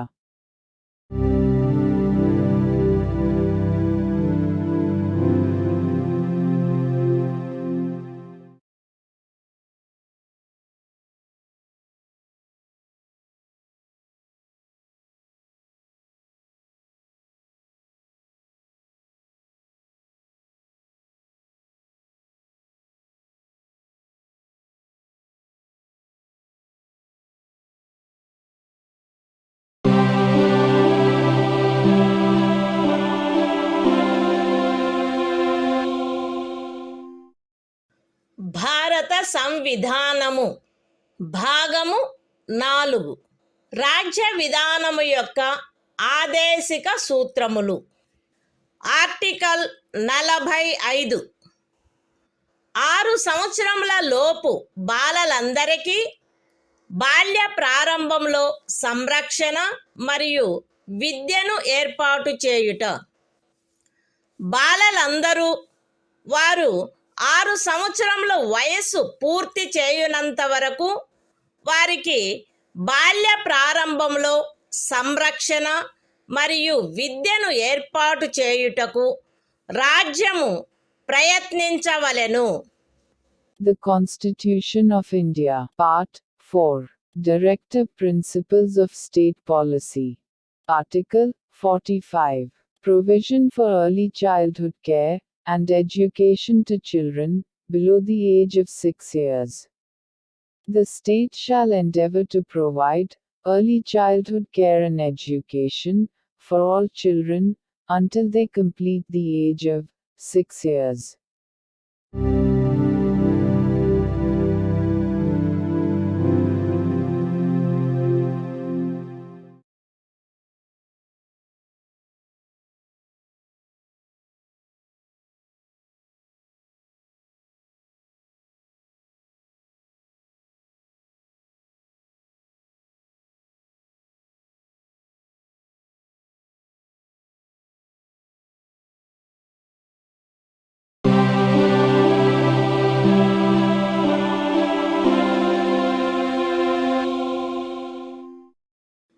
భారత సంవిధానము భాగము 4 రాజ్య విధానము యొక్క ఆదేశిక సూత్రములు.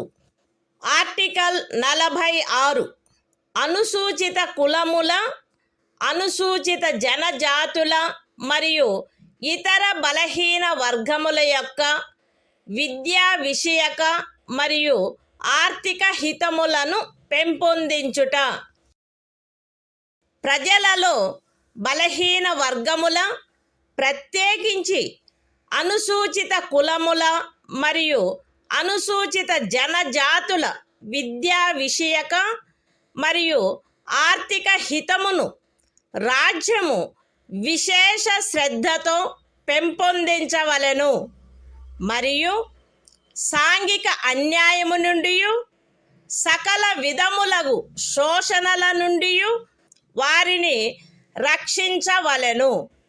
The Constitution of India, Part 4, Directive Principles of State Policy. Article 46, Promotion of educational and economic interests of scheduled castes, scheduled tribes, and other weaker sections. The state shall promote with special care the educational and economic interests of the weaker sections of the people, and, in particular, of the scheduled castes and the scheduled tribes, and shall protect them from social injustice and all forms of exploitation.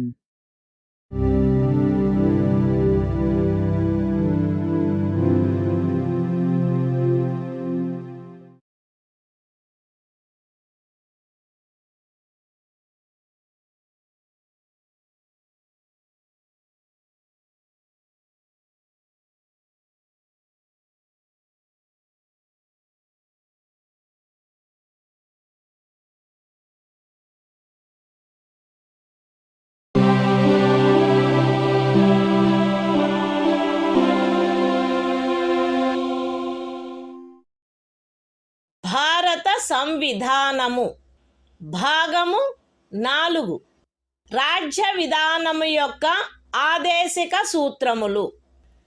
Article 47 ఆహార పుష్టి స్థాయిని, జీవన స్థాయిని పెంచుటలో మరియు ప్రజారోగ్యమును మెరుగుపరచుటలో రాజ్యము యొక్క కర్తవ్యము. రాజ్యము ప్రజల ఆహార పుష్టి యొక్క స్థాయిని, జీవన స్థాయిని పెంచుట మరియు ప్రజారోగ్యమును మెరుగుపరుచుట తన ప్రాథమిక కర్తవ్యములలోనివిగా పరిగణించవలెను మరియు ప్రత్యేకించి వైద్య ప్రయోజనములకై తప్ప మద్యపానీయములను మరియు ఆరోగ్యమునకు భంగము కలిగించు ఔషధములను సేవించుటను నిషేధించుటకు రాజ్యము ప్రయత్నించవలెను. The Constitution of India, Part 4. Directive Principles of State Policy. Article 47. Duty of the state to raise the level of nutrition and the standard of living, and to improve public health. The state shall regard the raising of the level of nutrition and the standard of living of its people, and the improvement of public health, as among its primary duties, and, in particular, the state shall endeavor to bring about prohibition of the consumption, except for medicinal purposes, of intoxicating drinks and of drugs, which are injurious to health.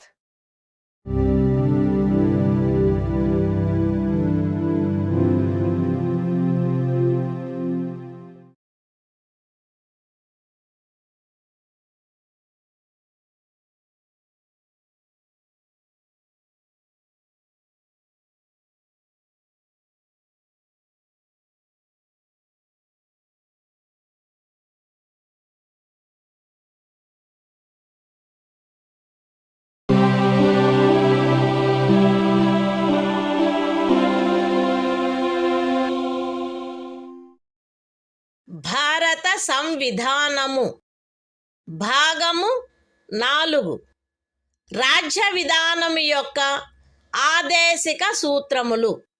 Article 48 వ్యవసాయ మరియు పశు సంవర్ధనము యొక్క వ్యవస్థీకరణ.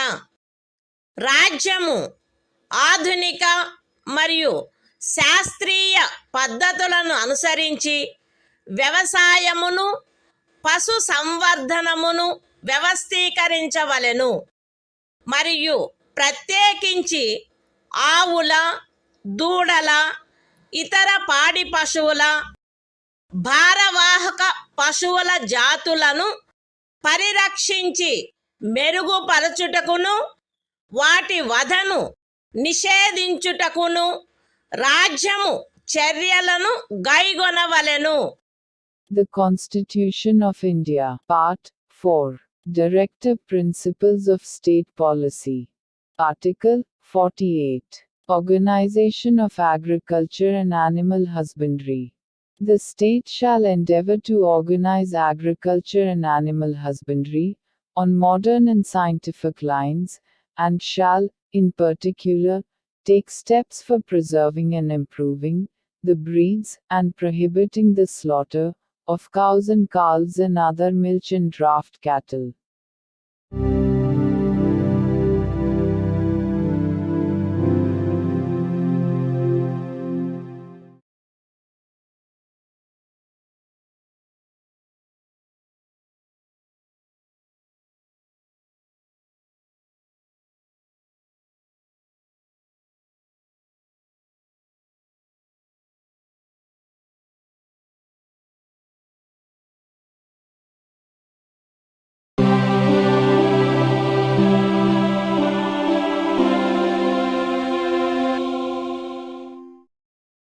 భారత సంవిధానము భాగము 4 రాజ్య విధానము యొక్క ఆదేశిక సూత్రములు.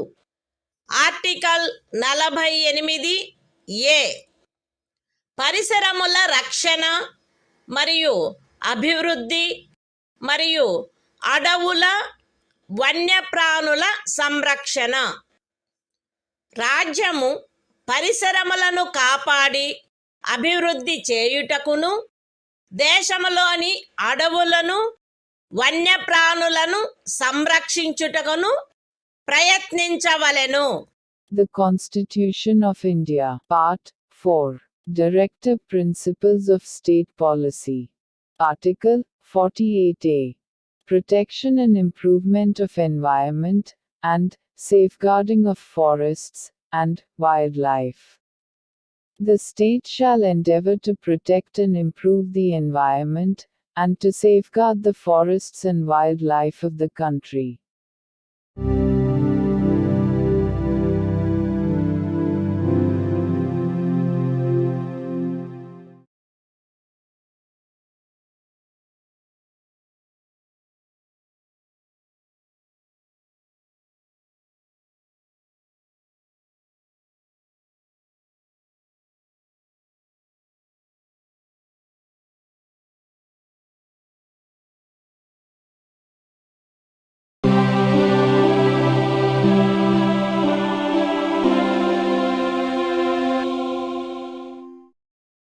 భారత సంవిధానము భాగము 4 రాజ్య విధానము యొక్క ఆదేశిక సూత్రములు.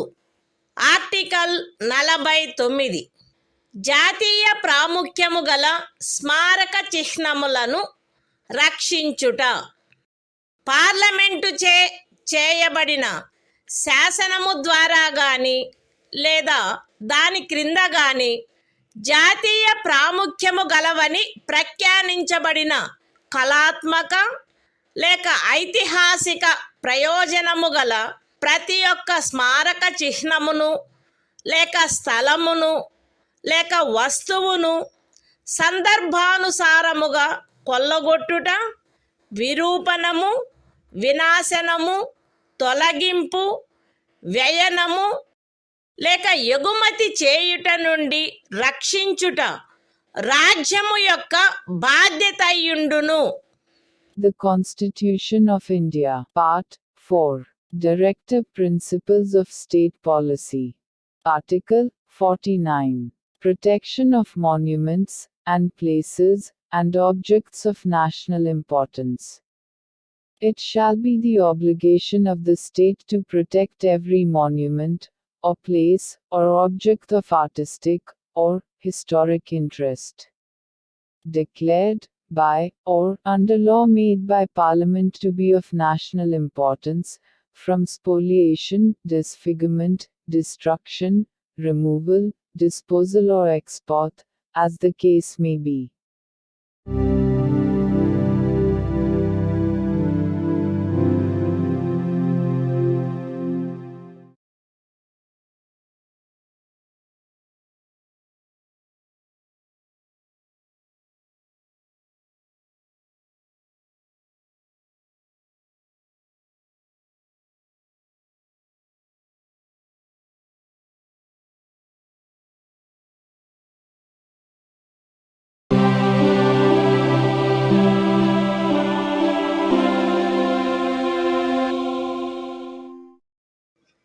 భారత సంవిధానము భాగము 4 రాజ్య విధానము యొక్క ఆదేశిక సూత్రములు.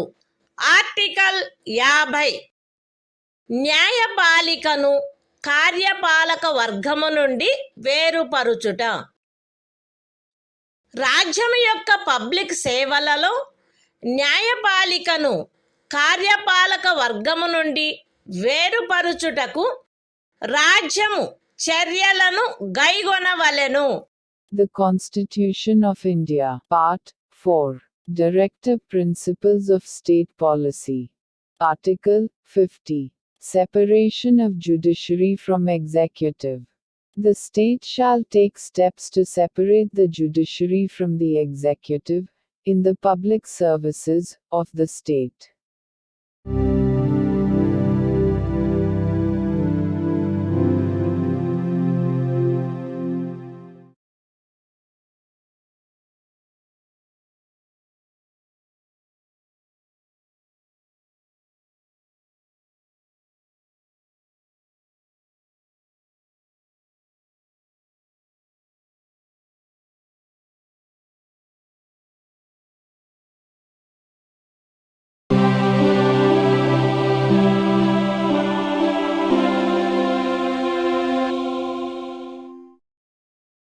భారత సంవిధానము భాగము 4 రాజ్య విధానము యొక్క ఆదేశిక సూత్రములు.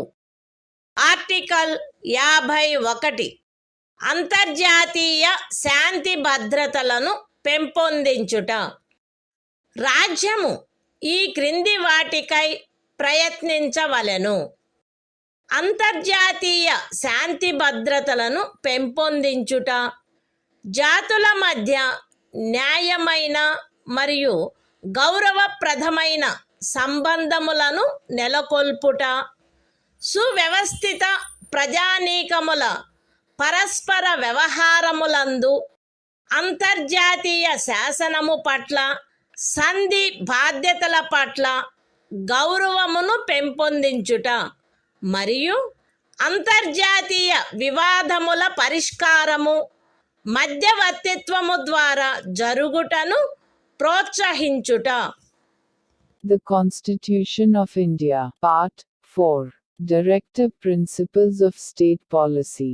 Article 51. Promotion of international peace and security. The state shall endeavor to a. Promote international peace and security. b. Maintain just and honorable relations between nations. c. Foster respect for international law and treaty obligations in the dealings of organized peoples with one another. And d. Encourage settlement of international disputes by arbitration.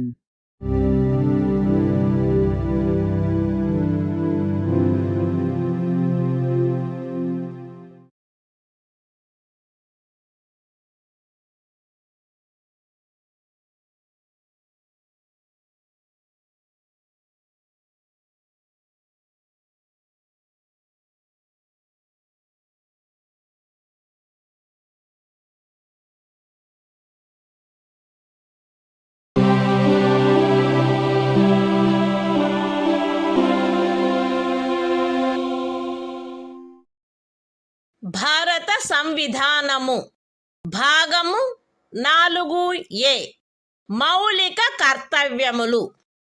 Article 51A ప్రతి భారత పౌరునికి సంవిధానమునకు కట్టుబడి ఉండుట మరియు దాని ఆదర్శములను, సంస్థలను, జాతీయ పతాకమును, జాతీయ గీతమును గౌరవించుట, జాతీయ స్వాతంత్ర పోరాటమునకు స్ఫూర్తినిచ్చిన ఉన్నతాదర్శములను జ్ఞప్తి అందించుకొని వాటిని పాటించుట, భారతదేశ సార్వభౌమతను, ఐక్యతను మరియు అఖండతను సమర్థించి కాపాడుట, దేశమును రక్షించుట మరియు కోరినప్పుడు జాతీయ సేవ చేయుట, భారత ప్రజలందరి మధ్య మత, భాష మరియు ప్రాంతము లేక వర్గ వైవిధ్యముల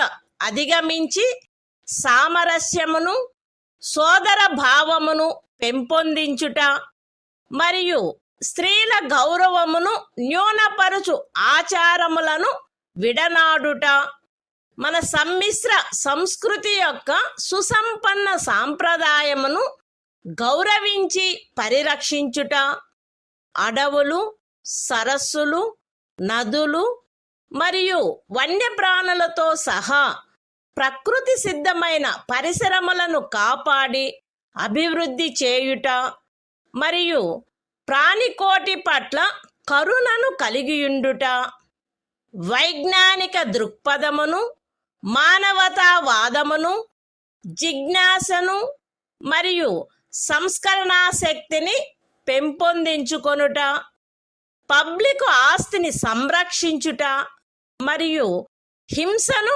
విడనాడుట, దేశ ప్రజల కృషి మరియు సాధనముల ఉన్నత స్థాయిలను నిరంతరం అందుకొనున్నట్లుగా వ్యష్టి మరియు సమష్టి కార్యరంగములన్నింటిలో శ్రేష్టతకై పాటుపడుట, తల్లి, తండ్రి లేక సంరక్షకుడు 6 మరియు 14 సంవత్సరముల మధ్య వయసు కలిగిన తమ పిల్లలకు లేక పోషితునికి విద్యావకాశములను కలగచేయుట కర్తవ్యమై ఉండవలెను.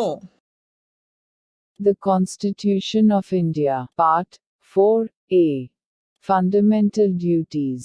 Article 51A. Fundamental Duties. It shall be the duty of every citizen of India to abide by the Constitution and respect its ideals and institutions, the national flag and the national anthem. B. To cherish and follow the noble ideals which inspired our national struggle for freedom. C. To uphold and protect the sovereignty, unity and integrity of India. D. To defend the country and render national service when called upon to do so. A. To promote harmony and the spirit of common brotherhood amongst all the people of India, transcending religious, linguistic and regional, or sectional diversities. To renounce practices derogatory to the dignity of women. F. To value and preserve the rich heritage of our composite culture. G. To protect and improve the natural environment, including forests, lakes, rivers and wildlife, and to have compassion for living creatures. H. To develop the scientific temper, humanism, and the spirit of inquiry and reform. I. To safeguard public property and to abjure violence. J. To strive towards excellence in all spheres of individual and collective activity, so that the nation constantly rises to higher levels of endeavor and achievement. K. Who is a parent or guardian, to provide opportunities for education to his child, or, as the case may be, what between the age of 6 and 14 years.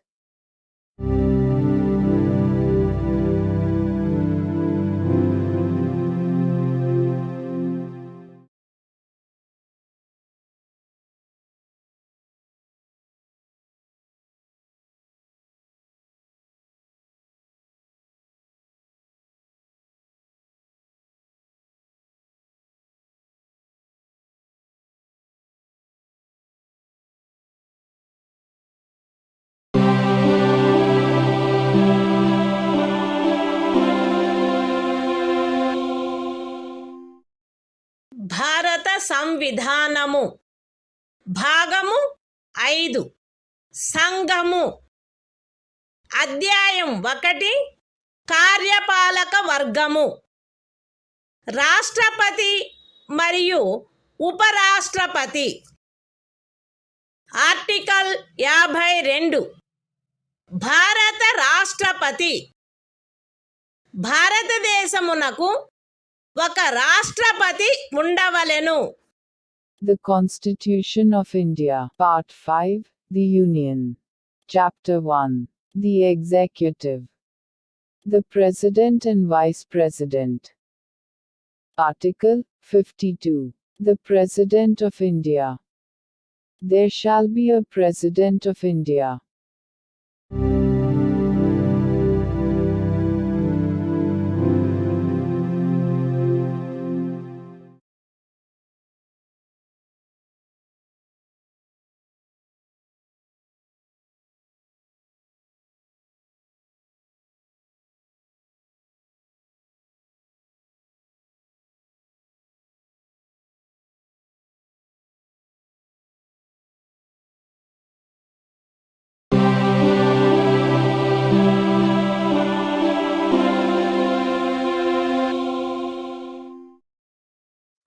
భారత సంవిధానము భాగము 5 సంఘము.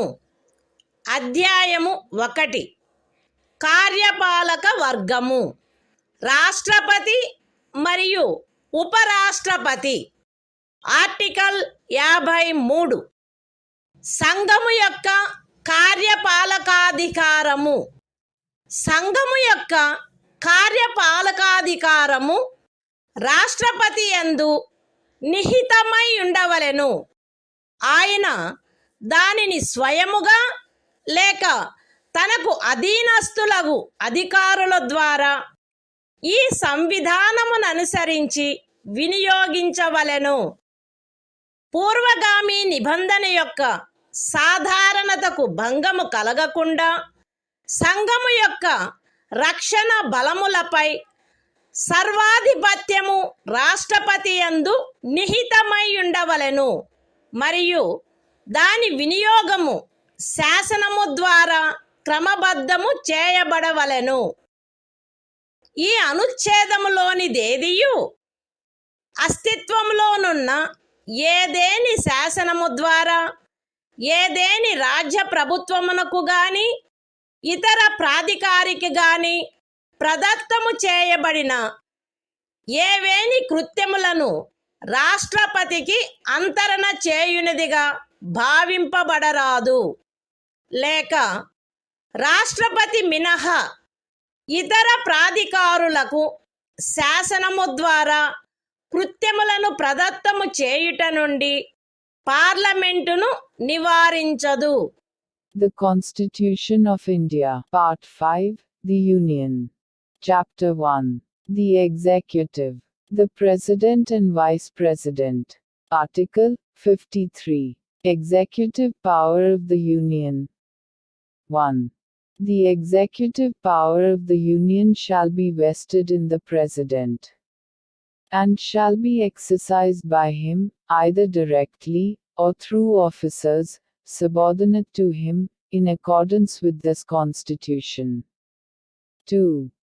Without prejudice to the generality of the foregoing provision, the supreme command of the defense forces of the Union shall be vested in the President, and the exercise thereof shall be regulated by law. 3. Nothing in this article shall be deemed to transfer to the President any functions conferred by any existing law on the government of any state, or other authority, or prevent Parliament from conferring by law functions on authorities other than the President.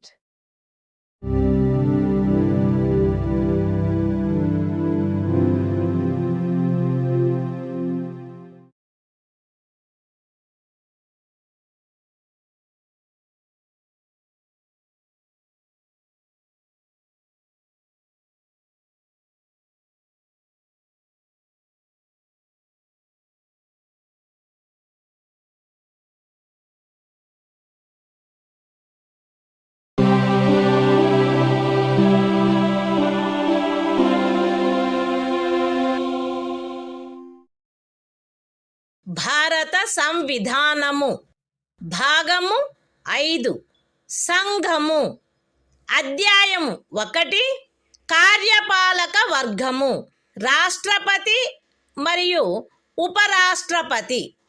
Article 54 రాష్ట్రపతి ఎన్నిక.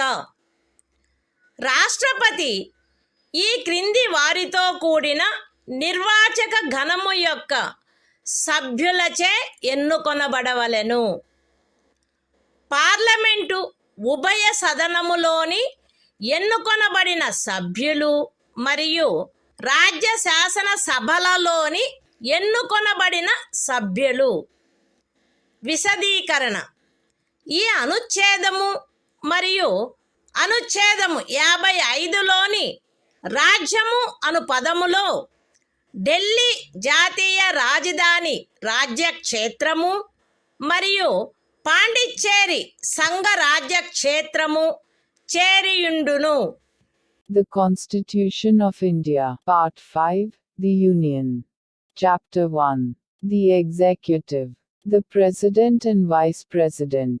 Article 54. Election of President. The President shall be elected by the members of an electoral college, consisting of a. the elected members of both houses of Parliament, and b. the elected members of the legislative assemblies of the states. Explanation. In this article, and in Article 55, State includes the National Capital Territory of Delhi and the Union Territory of Pondicherry.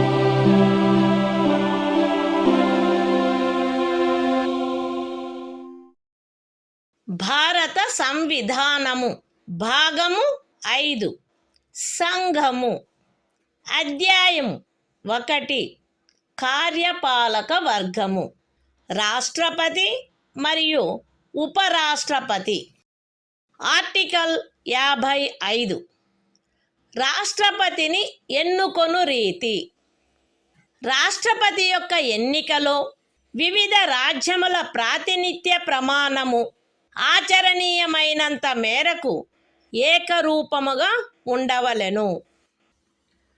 రాజ్యముల మధ్య అట్టి ఏకరూపతను చేకూర్చుటకుగాను మరియు మొత్తము రాజ్యములకును సంఘమునకును మధ్య సమత్వమును చేకూర్చుటకుగాను అట్టి ఎన్నికలో పార్లమెంటులోని మరియు ప్రతి రాజ్య శాసనసభలోని ఎన్నుకొనబడిన ప్రతి సభ్యుడు ఇచ్చుటకు హక్కు కలిగియున్న ఓట్ల సంఖ్యను ఈ క్రింది రీతిగా నిర్ధారణ చేయవలెను.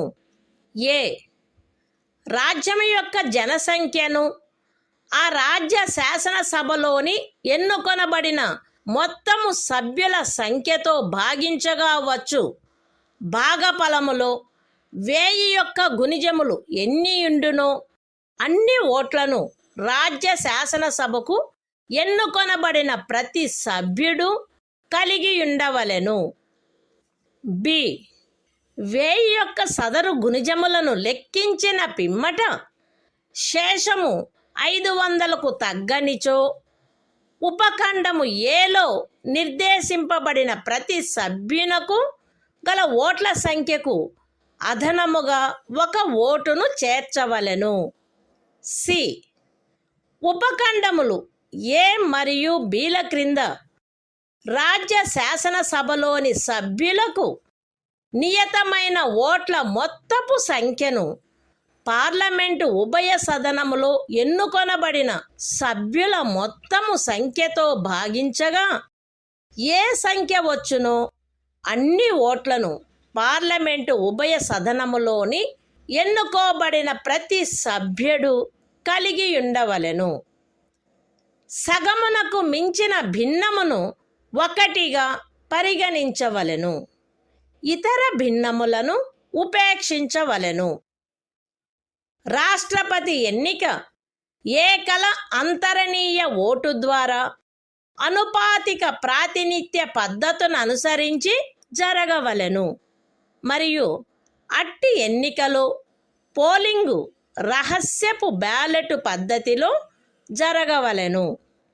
విశదీకరణ ఈ అనుచ్ఛేదములో జనసంఖ్య అను పదబంధమునకు కడపటిదియు అందుకు సంబంధించిన అంకెలు ప్రచురింపబడినదియు అగు జనగణనతో అభినిశ్చితమైన జనసంఖ్య అని అర్థము.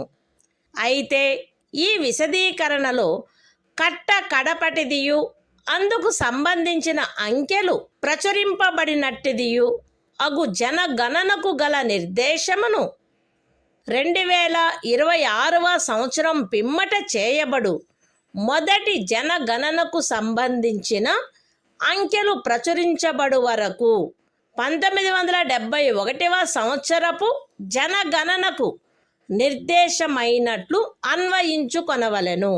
The Constitution of India, Part 5, The Union. Chapter 1. The Executive. The President and Vice President. Article 55. Manner of election of President. 1. As far as practicable, there shall be uniformity in the scale of representation of the different states at the election of the President.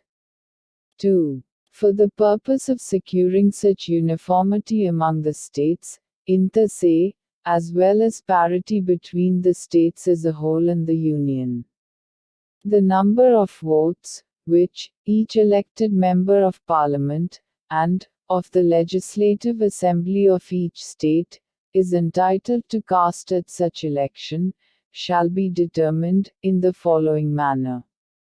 A. Every elected member of the Legislative Assembly of a state shall have as many votes as there are multiples of 1,000. In the quotient obtained by dividing the population of the state by the total number of the elected members of the Assembly. B. If, after taking the said multiples of 1,000, the remainder is not less than 500, then the vote of each member referred to in subclause A shall be further increased by 1. C. Each elected member of either House of Parliament shall have such number of votes as may be obtained by dividing the total number of votes assigned to the members of the legislative assemblies of the states, under subclauses A and B, by the total number of the elected members of both Houses of Parliament. Fractions exceeding 1/2 being counted as one and other fractions being disregarded. 3. The election of the President shall be held in accordance with the system of proportional representation, by means of the single transferable vote, and the voting at such election shall be by secret ballot. Explanation. In this article, the expression population means the population as ascertained at the last preceding census, of which the relevant figures have been published. Provided that the reference in this explanation to the last preceding census, of which the relevant figures have been published shall, until the relevant figures for the first census taken after the year 2026 have been published, be construed as a reference to the 1971 census.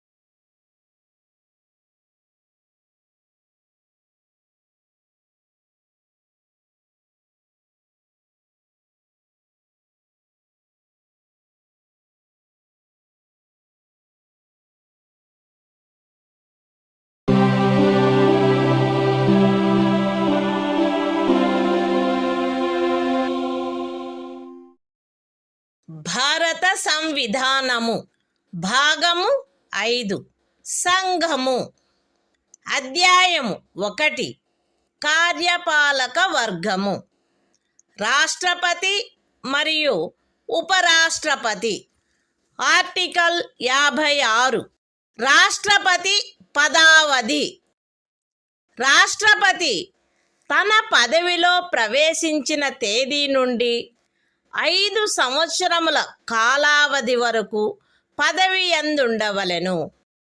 అయితే రాష్ట్రపతి తన చేవ్రాలుతో ఉపరాష్ట్రపతికి లేఖ రాయుట ద్వారా తన పదవికి రాజీనామా ఇవ్వవచ్చును. రాష్ట్రపతిని సంవిధానాతిక్రమణము కావించినందుకు 61వ అనుచ్ఛేదములో నిబంధించబడిన రీతిగా మహాభియోగము ద్వారా పదవి నుండి తొలగించవచ్చును. రాష్ట్రపతి తన పదావధి ముగిసినప్పటికీ తన ఉత్తరాధికారి ఆ పదవిలో ప్రవేశించు వరకు పదవిలో కొనసాగవలెను. ఖండము 1 యొక్క వినాయింపులోని ఖండము ఏ క్రింద ఉపరాష్ట్రపతికి పంపబడిన రాజీనామా పత్రమును ఆయన లోక్సభ అధ్యక్షునికి తక్షణమే పంపవలెను. The Constitution of India, Part 5, The Union. Chapter 1. The Executive. The President and Vice President. Article 56. Term of Office of President. 1. The President shall hold office for a term of 5 years, from the date on which he enters upon his office. Provided that a. The President may, by writing under his hand addressed to the Vice President, resign his office. b. The President may, for violation of the Constitution, be removed from office by impeachment in the manner provided in Article 61. c. The President shall, notwithstanding the expiration of his term, continue to hold office, until his successor enters upon his office. 2. Any resignation addressed to the Vice President under Clause A of the proviso to Clause 1 shall forthwith be communicated, by him, to the Speaker of the House of the People.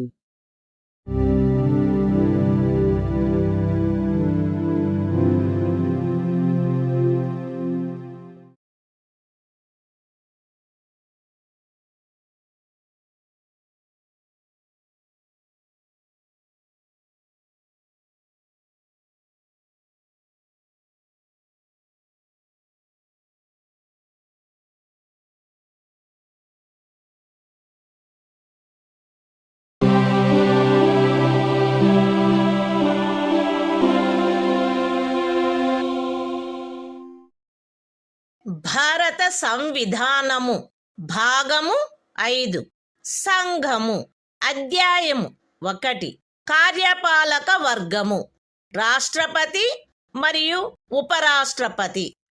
Article 57 తిరిగి ఎన్నికకు పాత్రత. రాష్ట్రపతి పదవియందున్నా లేక ఆ పదవియందుండిన ఏ వ్యక్తి అయినను ఈ సంవిధానములోని ఇతర నిబంధనలకు అత్యధీనమై ఆ పదవికి తిరిగి ఎన్నుకొనుబడుటకు పాత్రుడై ఉండును. The Constitution of India, Part 5, The Union. Chapter 1. The Executive. The President and Vice President. Article 57. Eligibility for re-election. A person who holds, or who has held, office as President shall, subject to the other provisions of this Constitution, be eligible for re-election to that office.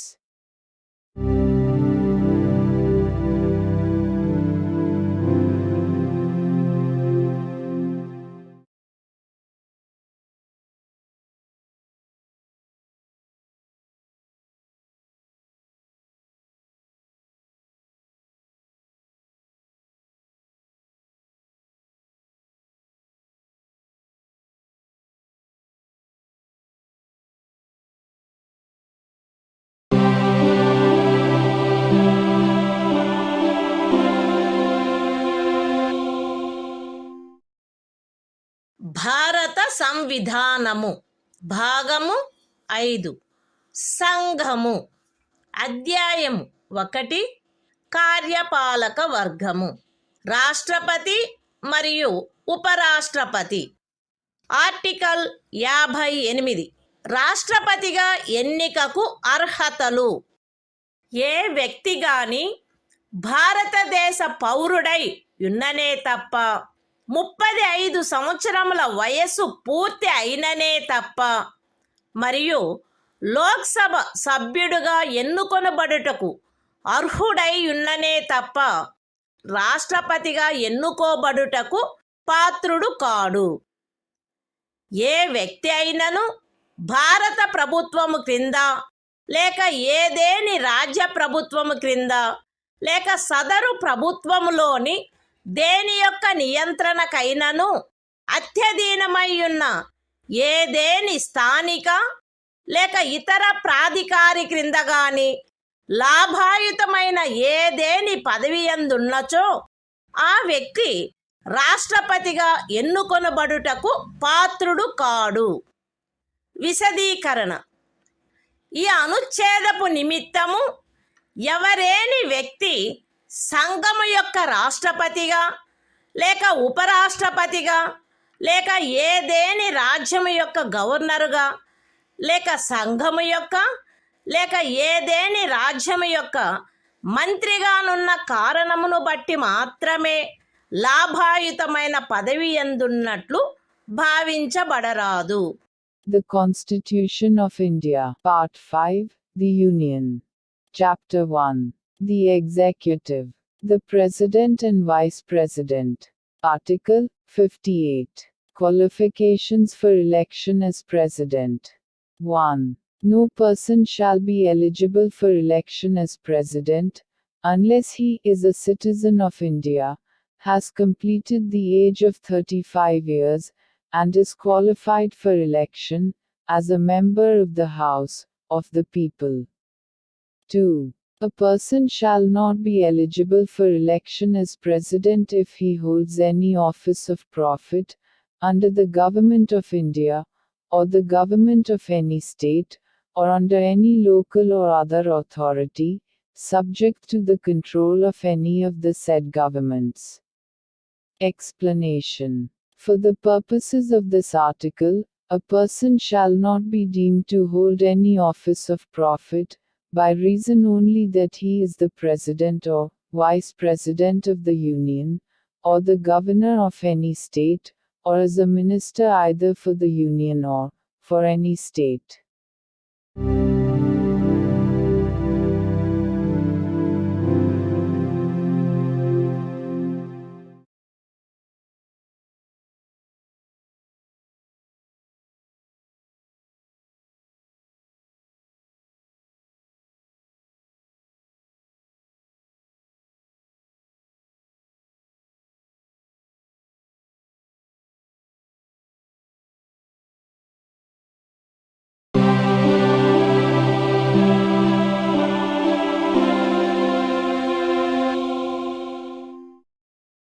భారత సంవిధానము భాగము 5 సంఘము అధ్యాయము 1 కార్యపాలక వర్గము రాష్ట్రపతి మరియు ఉపరాష్ట్రపతి. Article 59 రాష్ట్రపతి పదవీ షరతులు. రాష్ట్రపతి పార్లమెంటు యొక్క లేక ఏదేని రాజ్య శాసన మండలి యొక్క ఏ సదనములో గాని సభ్యుడుగా ఉండరాదు, మరియు పార్లమెంటు యొక్క లేక ఏదేని రాజ్య శాసన మండలి యొక్క ఏ సదనములోని సభ్యుడైనను రాష్ట్రపతిగా ఎన్నుకొనబడినచో ఆయన రాష్ట్రపతి పదవిలో ప్రవేశించిన తేదీ నుండి ఆ సదనములోని తన స్థానమును ఖాళీ చేసినట్లు భావించవలెను. రాష్ట్రపతి లాభాయుతమైన ఏదేని ఇతర పదవి యందు ఉండరాదు. రాష్ట్రపతి అద్దె చెల్లించకుండా తన అధికార నివాస గృహములను ఉపయోగించుకొనుటకు హక్కు కలిగియుండును, మరియు పార్లమెంటు శాసనము ద్వారా నిర్ధారణ చేయు ఉపలబ్ధులకు, భత్యములకు మరియు విశేషాధికారములకు మరియు తద్విషయమున అట్లు నిబంధన చేయబడు వరకు 2వ అనుసూచిలో నిర్దిష్టపరచబడిన ఉపలబ్ధులకు, భత్యములకు మరియు విశేషాధికారములకు ఆయన హక్కు కలిగియుండును. రాష్ట్రపతి యొక్క ఉపలబ్ధులు మరియు భత్యములు ఆయన పదావధిలో తగ్గించబడరాదు. The Constitution of India, Part 5, The Union. Chapter 1. The Executive. The President and Vice President. Article 59. Conditions of President's office. 1. The President shall not be a member of either House of Parliament, or of a House of the Legislature of any state. And, if a member of either House of Parliament or of a House of the Legislature of any state be elected President, he shall be deemed to have vacated his seat in that House, on the date on which he enters upon his office as President. 2. The President shall not hold any other office of profit. 3. The President shall be entitled without payment of rent to the use of his official residences, and shall be also entitled to such emoluments, allowances, and privileges as may be determined by Parliament by law. And, until provision in that behalf is so made, such emoluments, allowances and privileges, as are specified in the second schedule. 4. The emoluments and allowances of the President shall not be diminished during his term of office.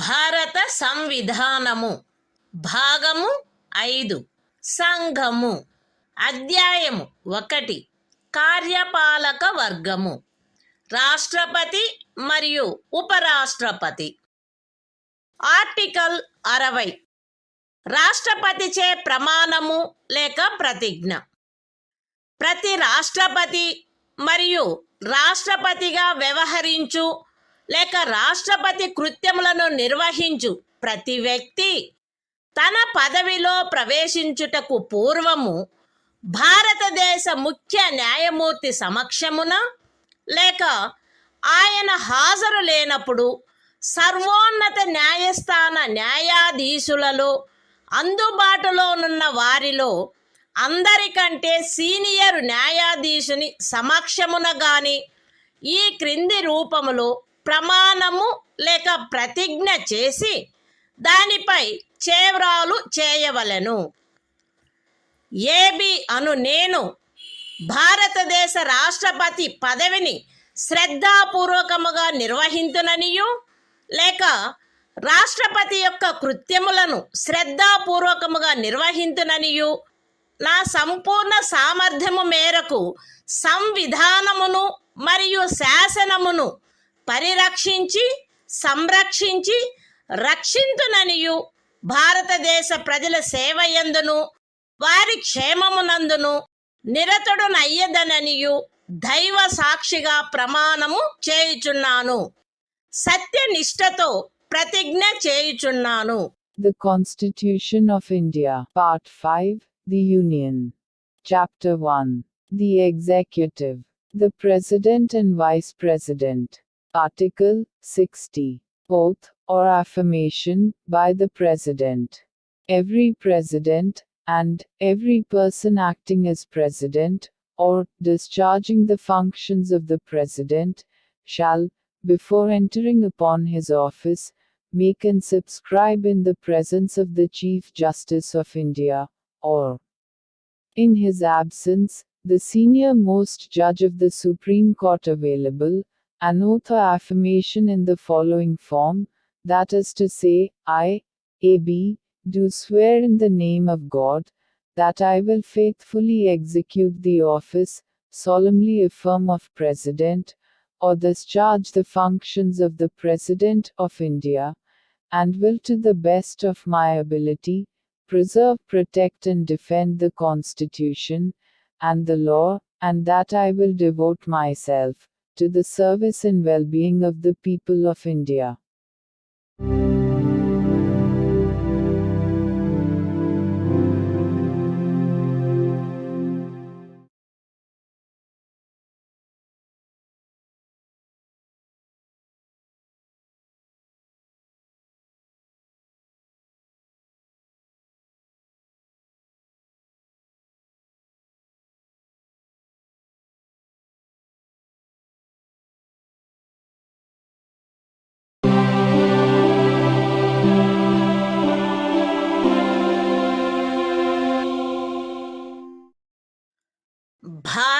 సంవిధానము. భాగము 5. సంఘము. అధ్యాయము 1. కార్యపాలక వర్గము. రాష్ట్రపతి మరియు ఉపరాష్ట్రపతి. Article 61. రాష్ట్రపతిపై మహాభియోగము తెచ్చుటకు ప్రక్రియ. సంవిధానాతిక్రమణము కావించినాడని రాష్ట్రపతిపై మహాభియోగము జరపబడవలసినప్పుడు parliament యొక్క ఏ సదనము చేనైనను ఆరోపణ చేయబడవలెను. అట్టి ఆరోపణ ఏదియు అట్టి ఆరోపణ చేయు ప్రతిపాదన గల తీర్మానమును ప్రస్తావించవలెనను ఉద్దేశము తమకు కలదని ఆ సదనము యొక్క మొత్తము సభ్యుల సంఖ్యలో 4/4 తక్కువగాని మంది చేవ్రాలు చేసి వ్రాతపూర్వకముగా నోటీసు ఇచ్చిన పిమ్మట కనీసం 14 దినములు గడిచిన తర్వాత ప్రస్తావించననే తప్ప మరియు అట్టి తీర్మానము ఆ సదనము యొక్క మొత్తము సభ్యుల సంఖ్యలో 3/2 తక్కువ కాని అధిక సంఖ్యాకులచే పాస్ చేయబడిననే తప్ప చేయబడరాదు. పార్లమెంటు యొక్క ఏ సదనమైనను అట్లు ఆరోపణ చేసినప్పుడు 2వ సదనము ఆ ఆరోపణను దర్యాప్తు చేయవలెను లేక దర్యాప్తు చేయించవలెను. మరియు అట్టి దర్యాప్తు జరుగునప్పుడు హాజరగుటకును ప్రతినిధిని పంపుటకును రాష్ట్రపతికి హక్కు ఉండును. దర్యాప్తు ఫలితముగా రాష్ట్రపతిపై చేయబడిన ఆరోపణ స్థిరపడినదని ప్రఖ్యానించు తీర్మానము ఆ ఆరోపణను దర్యాప్తు చేసిన లేక చేయించిన సదనము యొక్క సభ్యుల మొత్తము సంఖ్యలో 3/2 తక్కువ కాని అధిక సంఖ్యాకులచే ఆమోదించబడినచో అట్లు ఆమోదించబడిన తేదీ నుండి ఆ తీర్మానము రాష్ట్రపతిని పదవి నుండి తొలగించు ప్రభావము కలిగియుండును. The Constitution of India, Part 5, The Union. Chapter 1. The Executive. The President and Vice President. Article 61. Procedure for impeachment of the President. 1. When a President is to be impeached for violation of the Constitution, the charge shall be preferred by either House of Parliament. 2. No such charge shall be preferred unless the proposal to prefer such charge is contained in a resolution, which has been moved, after at least 14 days' notice in writing, signed by not less than 1/4 of the total number of members of the House, has been given of their intention to move the resolution. And such resolution has been passed by a majority of not less than 2/3 of the total membership of the House. 3. When a charge has been so preferred by either House of Parliament, the other House shall investigate the charge, or cause the charge to be investigated, and the President shall have the right to appear, and to be represented at such investigation. 4. If as a result of the investigation, a resolution is passed by a majority of not less than 2/3 of the total membership of the House, by which the charge was investigated, or caused to be investigated, declaring that the charge preferred against the President has been sustained, such resolution shall have the effect of removing the President from his office, as from the date on which the resolution is so passed.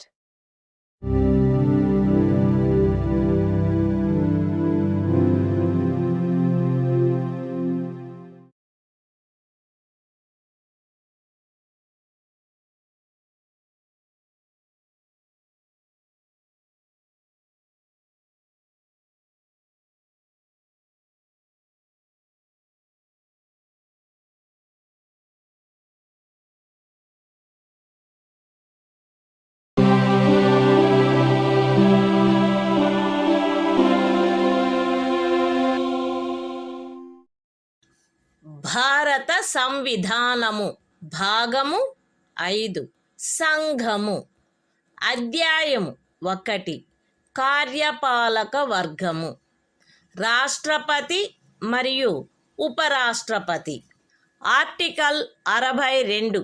రాష్ట్రపతి పదవి ఖాళీ అయినప్పుడు దానిని పూరించుటకు ఎన్నిక జరపవలసిన కాలము మరియు ఆకస్మికముగా ఏర్పడిన ఖాళీని పూరించుటకు ఎన్నుకొనబడు వ్యక్తి యొక్క పదావధి. రాష్ట్రపతి యొక్క పదావధి ముగియుటచే ఏర్పడు ఖాళీని పూరించుటకు జరగవలసిన ఎన్నిక ఆ పదావధి ముగియుటకు పూర్వమే పూర్తి చేయబడవలెను. మరణము, రాజీనామా లేక తొలగింపు కారణముగా లేక అన్యదా రాష్ట్రపతి పదవియందు ఏర్పడిన ఖాళీని పూరించుటకు జరగవలసిన ఎన్నిక ఆ ఖాళీ ఏర్పడిన తర్వాత సాధ్యమైనంత త్వరితముగాను ఎట్టి సందర్భంలోనూ ఖాళీ ఏర్పడిన తేదీ నుండి 6 మాసములు దాటకుండగను జరపబడవలెను. మరియు ఆ ఖాళీని పూరించుటకు ఎన్నుకొనబడిన వ్యక్తి 56వ అనుచ్ఛేదము యొక్క నిబంధనలకు అత్యధీనమై తాను పదవిలో ప్రవేశించిన తేదీ నుండి 5 సంవత్సరముల సంపూర్ణ కాలావధి వరకు పదవియందుండుటకు హక్కు కలిగియుండును. The Constitution of India, Part 5, The Union. Chapter 1. The Executive. The President and Vice President. Article 62. Time of holding election to fill vacancy in the office of President. And the term of office of person elected to fill casual vacancy. 1. An election to fill a vacancy caused by the expiration of the term of office of President shall be completed before the expiration of the term. 2. An election to fill a vacancy in the office of President, occurring by reason of his death, resignation or removal, or otherwise shall be held as soon as possible, after, and in no case later than 6 months from, the date of occurrence of the vacancy. And, the person elected to fill the vacancy shall, subject to the provisions of Article 56, be entitled to hold office for the full term of 5 years, from the date on which he enters upon his office.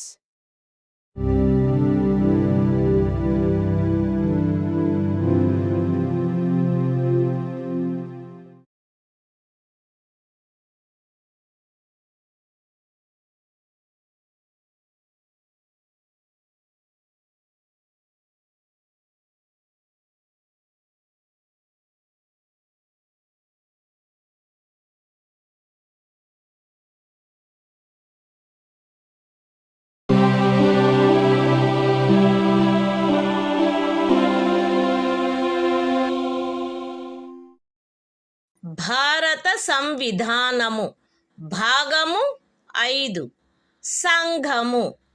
అధ్యాయము 1 కార్యపాలక వర్గము. రాష్ట్రపతి మరియు ఉపరాష్ట్రపతి. Article 63. భారత ఉపరాష్ట్రపతి. భారతదేశమునకు ఒక ఉపరాష్ట్రపతి ఉండవలెను. The Constitution of India, Part 5, The Union. Chapter 1. The Executive. The President and Vice President. Article 63. The Vice President of India. There shall be a Vice President of India.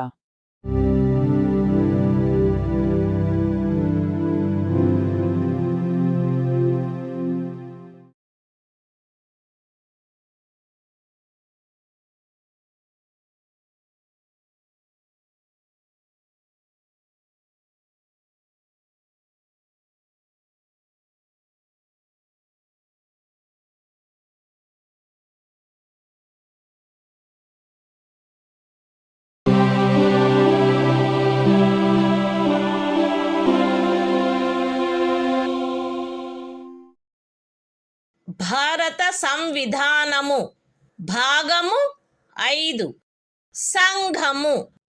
అధ్యాయము 1 కార్యపాలక వర్గము. రాష్ట్రపతి మరియు ఉపరాష్ట్రపతి. ఆర్టికల్ 64. ఉపరాష్ట్రపతి పదవి రీత్యా రాజ్యసభకు సభాపతిగా నుండుట. ఉపరాష్ట్రపతి పదవి రీత్యా రాజ్యసభకు సభాపతి అయ్యుండును. ఆయన లాభాయుతమైన ఏ ఇతర పదవి యందును ఉండరాదు. అయితే ఉపరాష్ట్రపతి 65వ అనుచ్ఛేదము క్రింద రాష్ట్రపతిగా వ్యవహరించు లేక రాష్ట్రపతి యొక్క కృత్యములను నిర్వహించు ఏ కాలావధిలోనైనను ఆయన రాజ్యసభ యొక్క సభాపతి పదవికి చెందిన కర్తవ్యములను నిర్వర్తించరాదు. మరియు 97వ అనుచ్ఛేదము క్రింద రాజ్యసభ యొక్క సభాపతికి చెల్లించబడదగు ఎట్టి జీతమునకు లేక భత్యమునకు ఆయన హక్కు కలిగియుండడు. The Constitution of India, Part 5, The Union. Chapter 1. The Executive. The President and Vice President.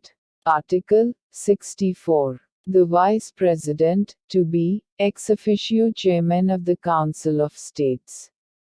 The Vice President shall be, ex officio Chairman of the Council of the States, and shall not hold any other office of profit, provided that, during any period, when the Vice President acts as President, or discharges the functions of the President under Article 65, he shall not perform the duties of the office of Chairman of the Council of States, and shall not be entitled to any salary or allowance payable to the Chairman of the Council of States, under Article 97.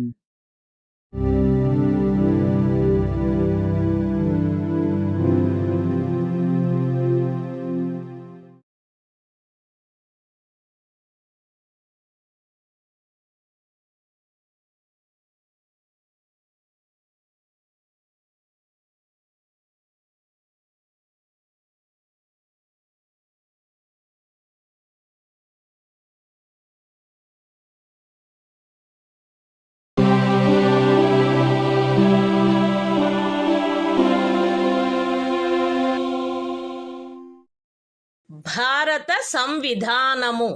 భాగము 5 సంఘము. అధ్యాయము 1 కార్యపాలక వర్గము. రాష్ట్రపతి మరియు ఉపరాష్ట్రపతి. Article 65. రాష్ట్రపతి పదవిలో ఆకస్మిక ఖాళీ ఏర్పడినప్పుడు, రాష్ట్రపతి హాజరు లేనప్పుడును ఉపరాష్ట్రపతి రాష్ట్రపతిగా వ్యవహరించుట లేక ఆయన కృత్యములను నిర్వహించుట.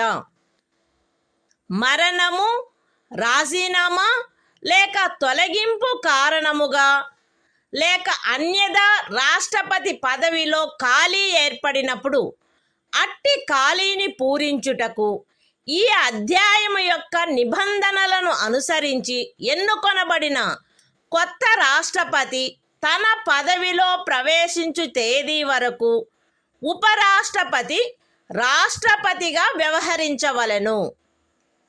రాష్ట్రపతి హాజరులో లేకుండుట, అస్వస్థత లేక మరేదేని కారణము వలన తన కృత్యములను నిర్వహించజాలని ఎడల ఆయన తన కర్తవ్యములను తిరిగి చేపట్టు తేదీ వరకు ఉపరాష్ట్రపతి రాష్ట్రపతి కృత్యములను నిర్వహించవలెను.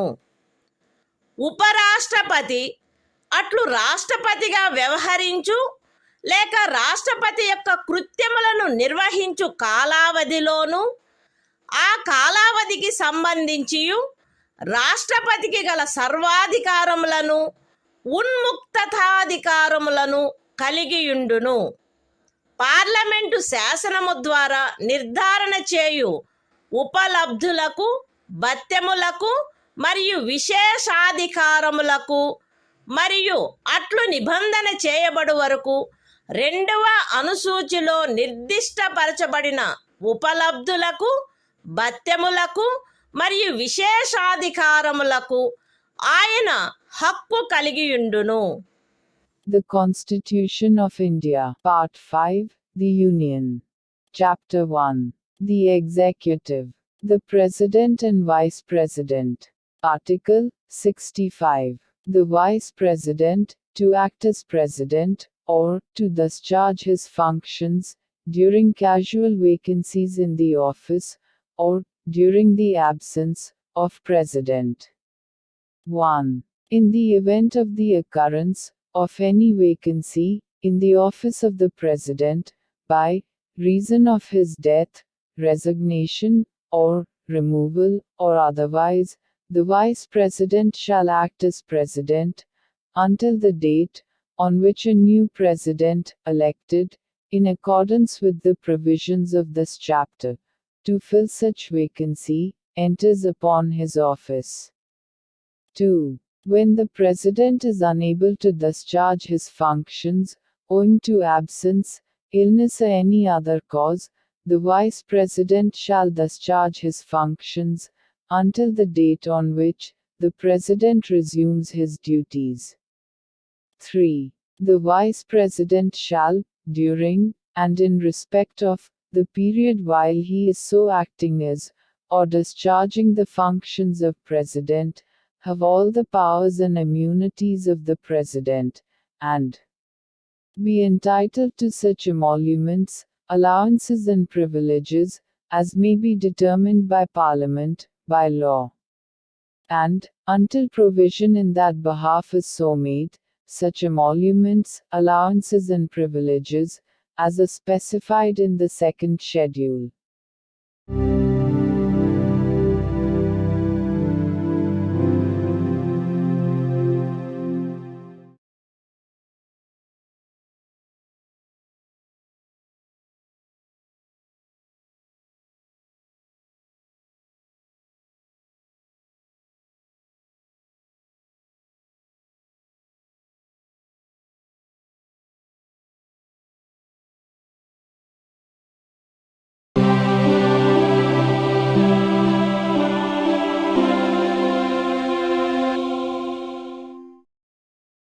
భారత సంవిధానము భాగము 5 సంఘము అధ్యాయము 1 కార్యపాలక వర్గము రాష్ట్రపతి మరియు ఉపరాష్ట్రపతి. ఆర్టికల్ 66 ఉపరాష్ట్రపతి ఎన్నిక. ఉపరాష్ట్రపతి పార్లమెంటు ఉభయ సదనముల సభ్యులతో కూడిన నిర్వాచక ఘనము యొక్క సభ్యులచే ఏకల అంతరణీయ ఓటు ద్వారా అనుపాతిక ప్రాతినిధ్య పద్ధతిని అనుసరించి ఎన్నుకొనబడవలెను మరియు అట్టి ఎన్నికలలో ఓటింగు రహస్యపు బ్యాలెట్ పద్ధతిని జరగవలెను. ఉపరాష్ట్రపతి పార్లమెంటు యొక్క లేక ఏదేని రాజ్య శాసన మండలి యొక్క ఏ సదనములో గాని సభ్యుడుగా ఉండరాదు మరియు పార్లమెంటు యొక్క లేక ఏదేని రాజ్య శాసన మండలి యొక్క ఏ సదనములోని సభ్యుడైనను ఉపరాష్ట్రపతిగా ఎన్నుకోబడినచో ఆయన ఉపరాష్ట్రపతి పదవిలో ప్రవేశించిన తేదీ నుండి ఆ సదనములోని తన స్థానమును ఖాళీ చేసినట్లు భావించబడవలెను. ఏ వ్యక్తి గాని ఆయన భారతదేశ పౌరుడై ఉన్ననే తప్ప ఆయనకు 35 సంవత్సరముల వయస్సు పూర్తి అయిననే తప్ప మరియు ఆయన రాజ్యసభ సభ్యుడుగా ఎన్నుకొనబడుటకు అర్హుడై ఉన్ననే తప్ప ఉపరాష్ట్రపతిగా ఎన్నుకొనబడుటకు పాత్రుడు కాడు.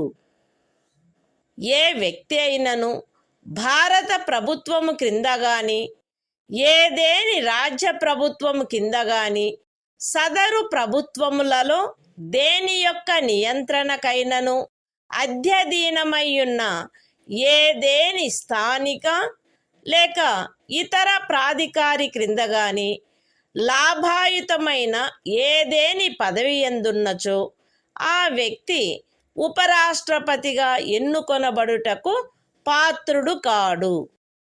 విశదీకరణ: ఈ అనుచ్ఛేదపు నిమిత్తము ఎవరేని వ్యక్తి సంఘము యొక్క రాష్ట్రపతిగా లేక ఉపరాష్ట్రపతిగా లేక ఏదేని రాజ్యము యొక్క గవర్నరుగా లేక సంఘము యొక్క లేక ఏదేని రాజ్యము యొక్క మంత్రిగా ఉన్న కారణమును బట్టి మాత్రమే లాభాయుతమైన పదవి ఎందున్నట్లు భావించరాదు. The Constitution of India, Part 5, The Union. Chapter 1. The Executive. The President and Vice President. Article 66. Election of Vice President. 1. The Vice President shall be elected by the members of an electoral college, consisting of the members of both Houses of Parliament, in accordance with the system of proportional representation, by means of the single transferable vote, and the voting at such election shall be by secret ballot. 2. The Vice President shall not be a member of either House of Parliament or of a House of the Legislature of any state. And, if a member of either House of Parliament or of a House of the Legislature of any state be elected Vice President, he shall be deemed to have vacated his seat in that House, on the date on which he enters upon his office, as Vice President. 3. No person shall be eligible for election as Vice President, unless he is a citizen of India. B. Has completed the age of 35 years, and C. Is qualified for election, as a member of the Council of States. 4.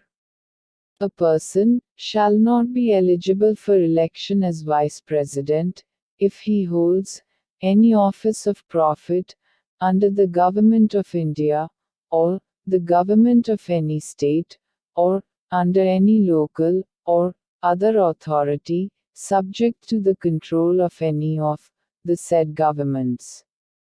Explanation. For the purposes of this article, a person shall not be deemed to hold any office of profit, by reason only that he is the President or Vice President of the Union, or the Governor of any state, or is a minister either for the Union, or for any state.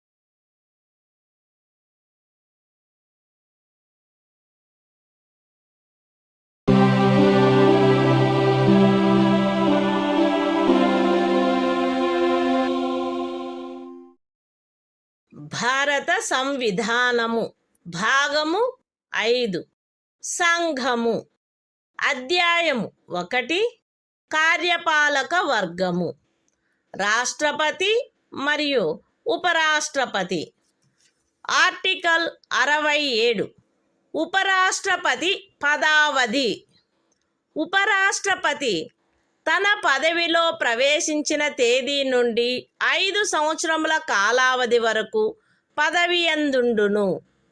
అయితే ఉపరాష్ట్రపతి తన చేవ్రాలుతో రాష్ట్రపతికి లేఖ వ్రాయుట ద్వారా తన పదవికి రాజీనామా ఇవ్వవచ్చును.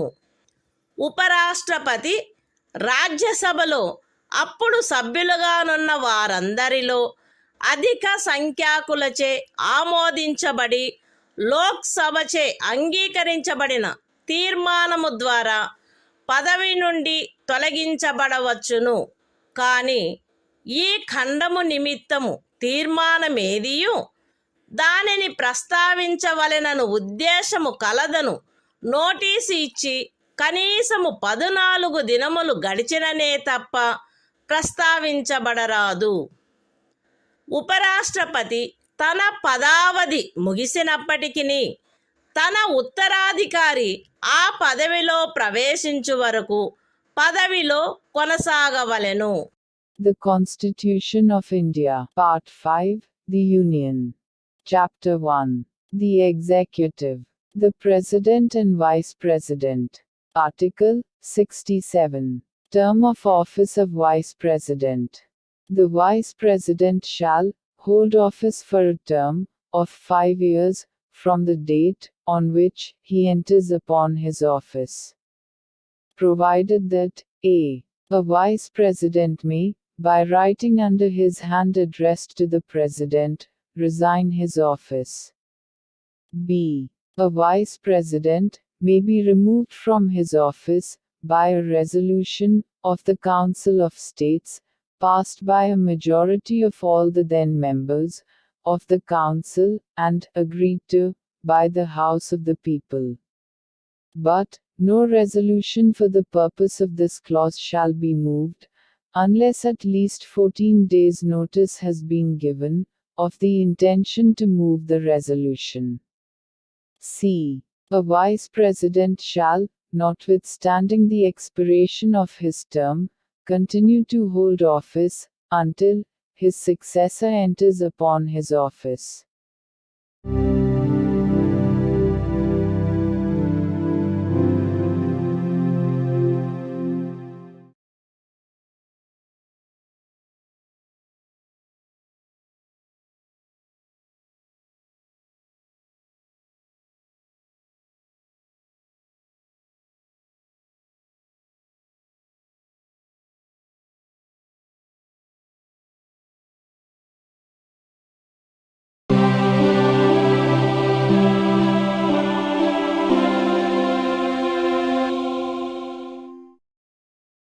భారత సంవిధానము భాగము 5 సంఘము అధ్యాయము 1 కార్యపాలక వర్గము రాష్ట్రపతి మరియు ఉపరాష్ట్రపతి. ఆర్టికల్ 68.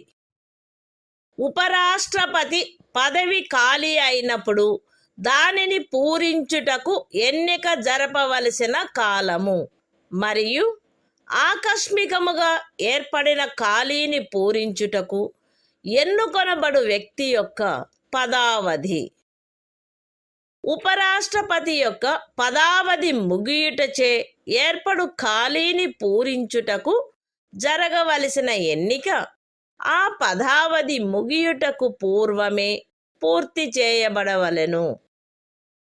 మరణము, రాజీనామా లేక తొలగింపు కారణముగా లేక అన్యథా ఉపరాష్ట్రపతి పదవియందు ఏర్పడిన ఖాళీని పూరించుటకు జరపవలసిన ఎన్నిక ఆ ఖాళీ ఏర్పడిన తరువాత సాధ్యమైనంత త్వరితముగా జరపబడవలెను మరియు ఆ ఖాళీని పూరించుటకు ఎన్నుకొనబడిన వ్యక్తి 67వ అనుచ్ఛేదము యొక్క నిబంధనలకు అత్యధీనమై తాను పదవిలో ప్రవేశించిన తేదీ నుండి 5 సంవత్సరముల సంపూర్ణ కాలావధి వరకు పదవియందుండుటకు హక్కు కలిగియుండును. The Constitution of India, Part 5, The Union. Chapter 1. The Executive. The President and Vice President. Article 68. Time of holding election to fill vacancy in the office of Vice President. And the term of office of person elected to fill casual vacancy. 1. An election to fill a vacancy caused by the expiration of the term of office of Vice President shall be completed before the expiration of the term. 2. An election to fill a vacancy in the office of Vice President occurring by reason of his death, resignation or removal, or otherwise shall be held as soon as possible after the occurrence of the vacancy. and the person elected to fill the vacancy shall, subject to the provisions of Article 67, be entitled to hold office for the full term of 5 years from the date on which he enters upon his office.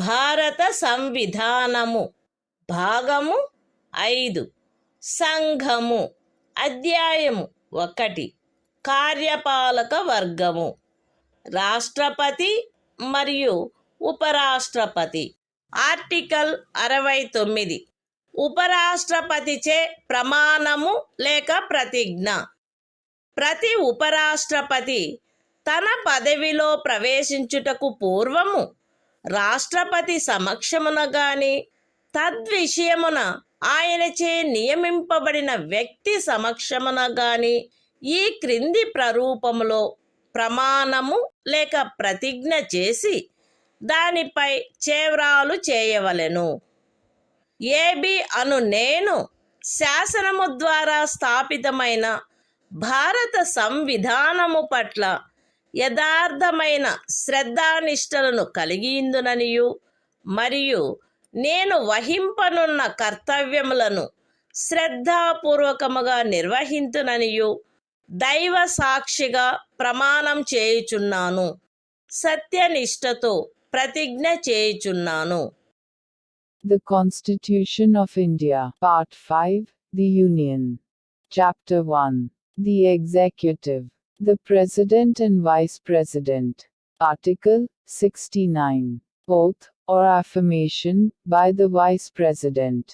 Every Vice President shall, before entering upon his office, make and subscribe before the President, or some person appointed in that behalf, by him, an oath or affirmation, in the following form, that is to say, I, A.B., do swear in the name of God, that I will bear true faith and solemnly affirm allegiance to the Constitution of India, as by law established, and that I will faithfully discharge the duty upon which I am about to enter.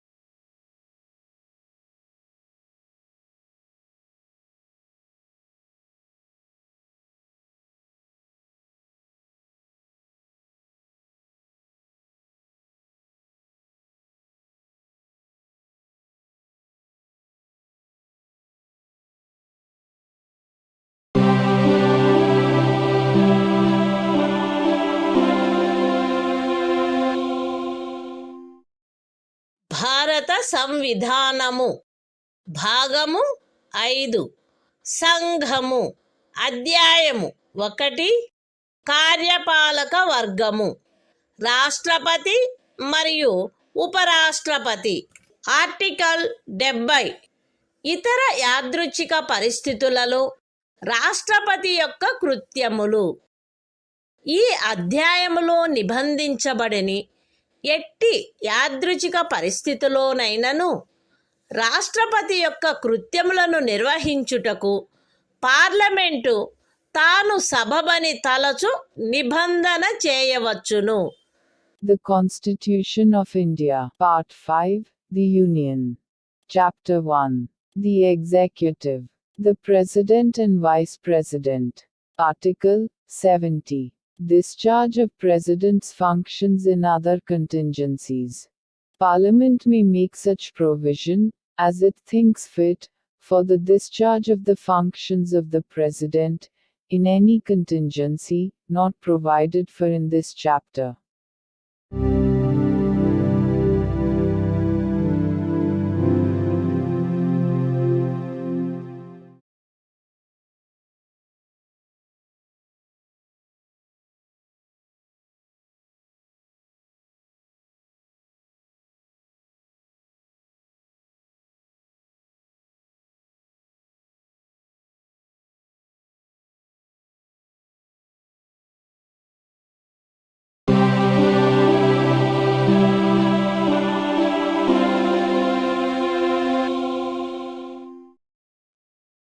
భారత సంవిధానము భాగము 5 సంఘము అధ్యాయము 1 కార్యపాలక వర్గము రాష్ట్రపతి మరియు ఉపరాష్ట్రపతి article 71 రాష్ట్రపతి లేక ఉపరాష్ట్రపతి యొక్క ఎన్నికకు చెందిన లేక సంబంధించిన విషయములు రాష్ట్రపతి లేక ఉపరాష్ట్రపతి యొక్క ఎన్నిక నుండి ఉత్పన్నమైన లేక ఎన్నికకు సంబంధించిన అన్ని సందేహములు మరియు వివాదములు సర్వోన్నత న్యాయస్థానముచే పరిశీలించబడి నిర్ణయించబడవలెను.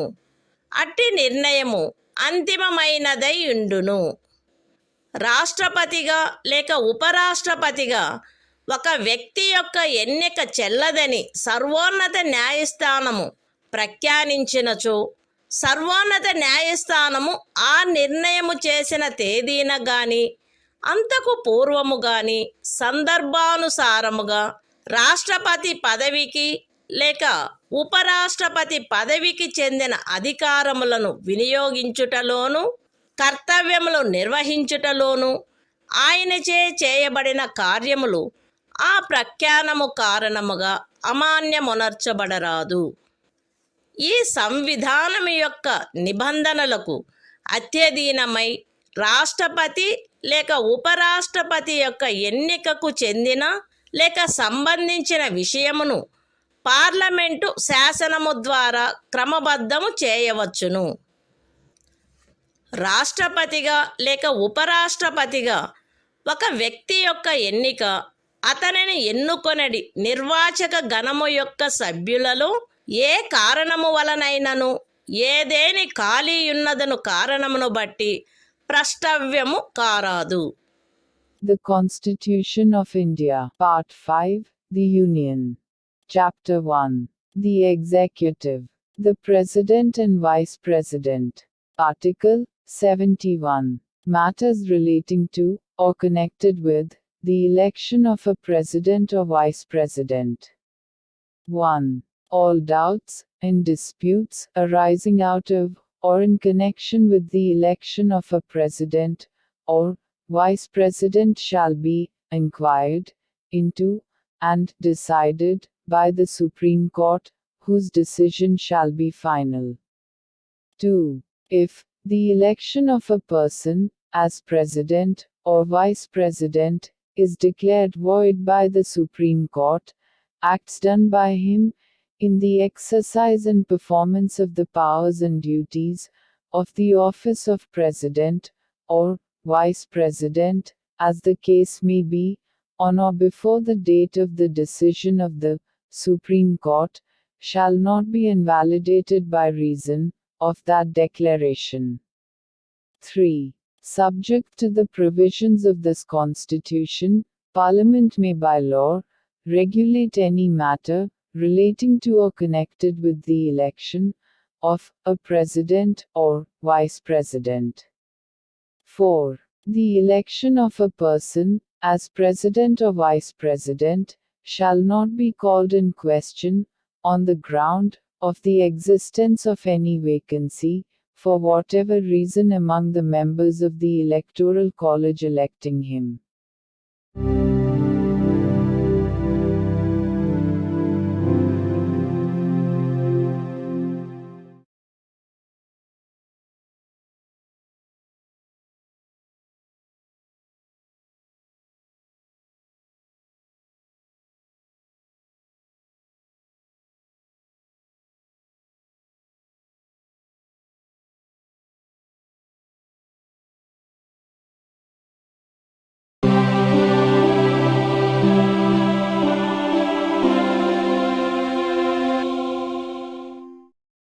భారత సంవిధానము భాగము 5 సంఘము అధ్యాయము 1 కార్యపాలక వర్గము రాష్ట్రపతి మరియు ఉపరాష్ట్రపతి ఆర్టికల్ 72 కొన్ని సందర్భములలో క్షమాపణలు మొదలైన వాటిని మంజూరు చేయుటకు మరియు దండనోత్తర్వును సస్పెండ్ చేయుటకు పరిహరించుటకు లేక లఘూకరించుటకు రాష్ట్రపతి యొక్క అధికారము.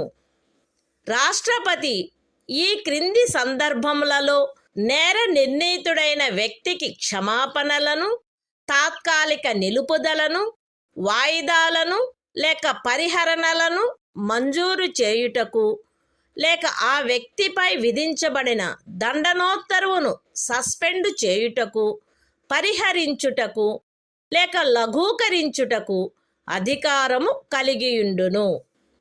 శిక్ష లేక దండనోత్తరువు సైనిక న్యాయస్థానముచే విధించబడిన అన్ని సందర్భములలో సంఘము యొక్క కార్యపాలనాధికారంలో చేరియున్న విషయమునకు సంబంధించిన ఏదేని శాసనమునకు విరుద్ధమగు అపరాధమునకై శిక్ష లేక దండనోత్తరువు విధించబడిన అన్ని సందర్భములలో దండనోత్తరువు మరణ దండనోత్తరు అయిన అన్ని సందర్భములలో ఏదేని సైనిక న్యాయస్థానముచే ఇవ్వబడిన దండనోత్తరువును సస్పెండ్ చేయుటకు, పరిహరించుటకు లేక లఘూకరించుటకు సంఘమునకు చెందిన సాయుధ బలముల యొక్క ఎవరేని అధికారికి శాసనము ద్వారా ప్రదత్తము చేయబడిన అధికారమునకు ఖండము 1 యొక్క ఉపఖండము ఏలో ఉన్నదేదియు భంగము కలిగించదు. మరణ దండనోత్తరువును సస్పెండు చేయుటకు, పరిహరించుటకు లేక లఘూకరించుటకు తత్సమయమున అమలులోనున్న ఏదేని శాసనము క్రింద ఒక రాజ్య గవర్నరుచే వినియోగించబడదగు అధికారమునకు ఖండము 1 యొక్క ఉపఖండము సిలో ఉన్నదేదియు భంగము కలిగించదు. The Constitution of India, Part 5, The Union.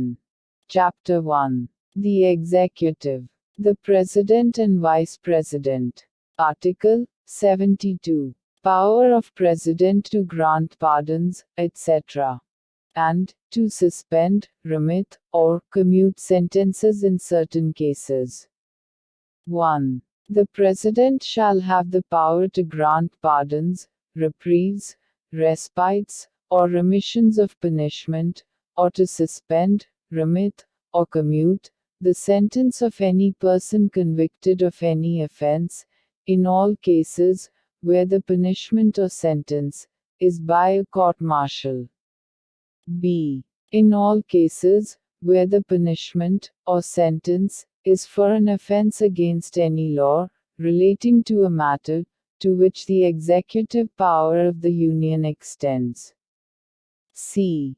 In all cases where the sentence is a sentence of death. 2. Nothing in sub-clause A of clause 1 shall affect the power conferred by law on any officer of the armed forces of the Union to suspend, remit, or commute a sentence passed by a court-martial. 3. Nothing in sub-clause C of clause 1 shall affect the power to suspend, remit, or commute a sentence of death exercisable by the governor of a state under any law for the time being in force.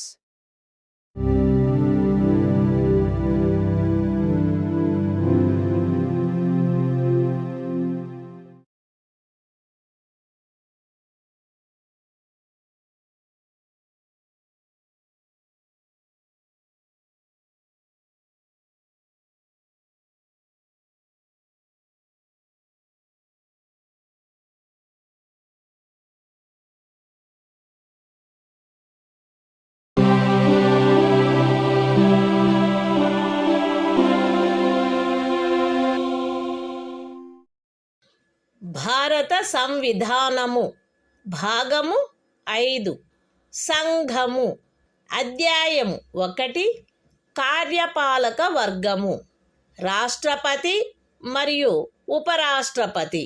Article 73 సంఘము యొక్క కార్యపాలకాధికార విస్తరణ.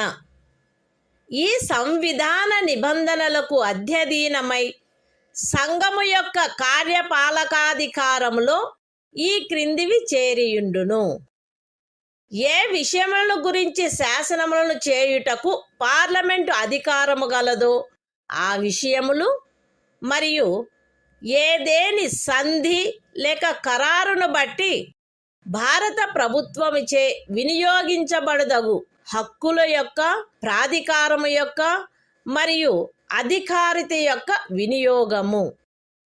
అయితే ఈ సంవిధానములో గాని పార్లమెంటుచే చేయబడిన ఏదేని శాసనములో గాని అభివ్యక్తము కాని నిబంధించబడినట్లు తప్ప ఏదేని రాజ్యములో ఏ విషయములను గురించి శాసనములను చేయుటకు ఆ రాజ్య శాసన మండలికి కూడా అధికారము కలదో ఆ విషయములు ఉపఖండము ఏలో నిర్దేశించబడిన కార్యపాలకాధికారములో చేరియుండవు.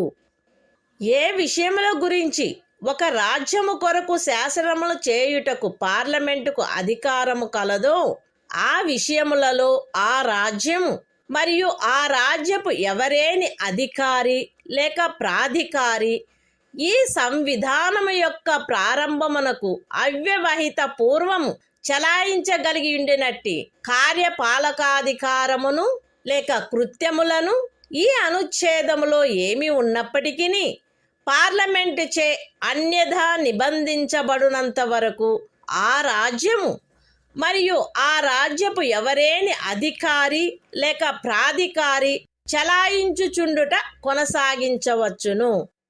The Constitution of India, Part 5, The Union. Chapter 1. The Executive. The President and Vice President. Article 73. Extent of executive power of the Union. 1. Subject to the provisions of this Constitution, the executive power of the Union shall extend to the matters with respect to which Parliament has power to make laws, and b. to the exercise of such rights, authority, and jurisdiction as are exercisable by the Government of India, by virtue of any treaty or agreement, provided that the executive power referred to in subclause A shall not, save as expressly provided in this Constitution, or in any law made by Parliament, extend, in any state to matters with respect to which the legislature of the state has also power to make laws. 2. Until otherwise provided by Parliament, a state in any officer or authority of a state may, notwithstanding anything in this article, continue to exercise in matters with respect to which Parliament has power to make laws for that state. Such executive power or functions, as the state or officer, or authority thereof, could exercise immediately before the commencement of this Constitution.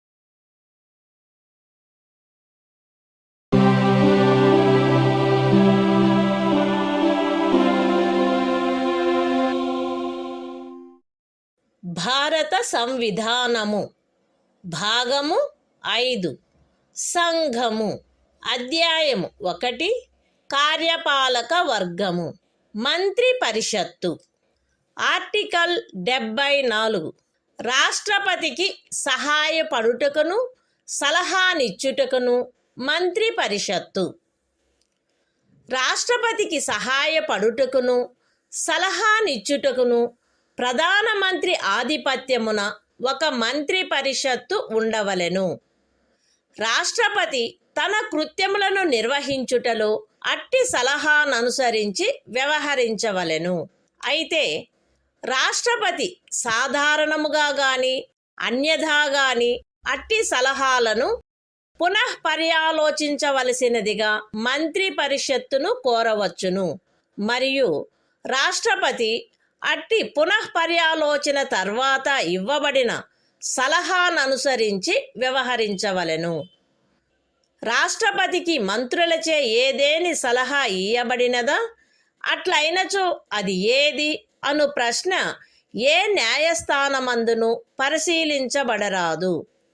The Constitution of India, Part 5, The Union. Chapter 1. The Executive. Council of Ministers. Article 74. Council of Ministers, to aid and advise President. 1. There shall be a Council of Ministers, with the Prime Minister at the head, to aid and advise the President, who shall, in the exercise of his functions, act in accordance with such advice. Provided that the President may require the Council of Ministers to reconsider such advice, either generally or otherwise, and the President shall act in accordance with the advice tendered after such reconsideration. 2. The question whether any, and if so what, advice was tendered by ministers to the President shall not be inquired into in any court.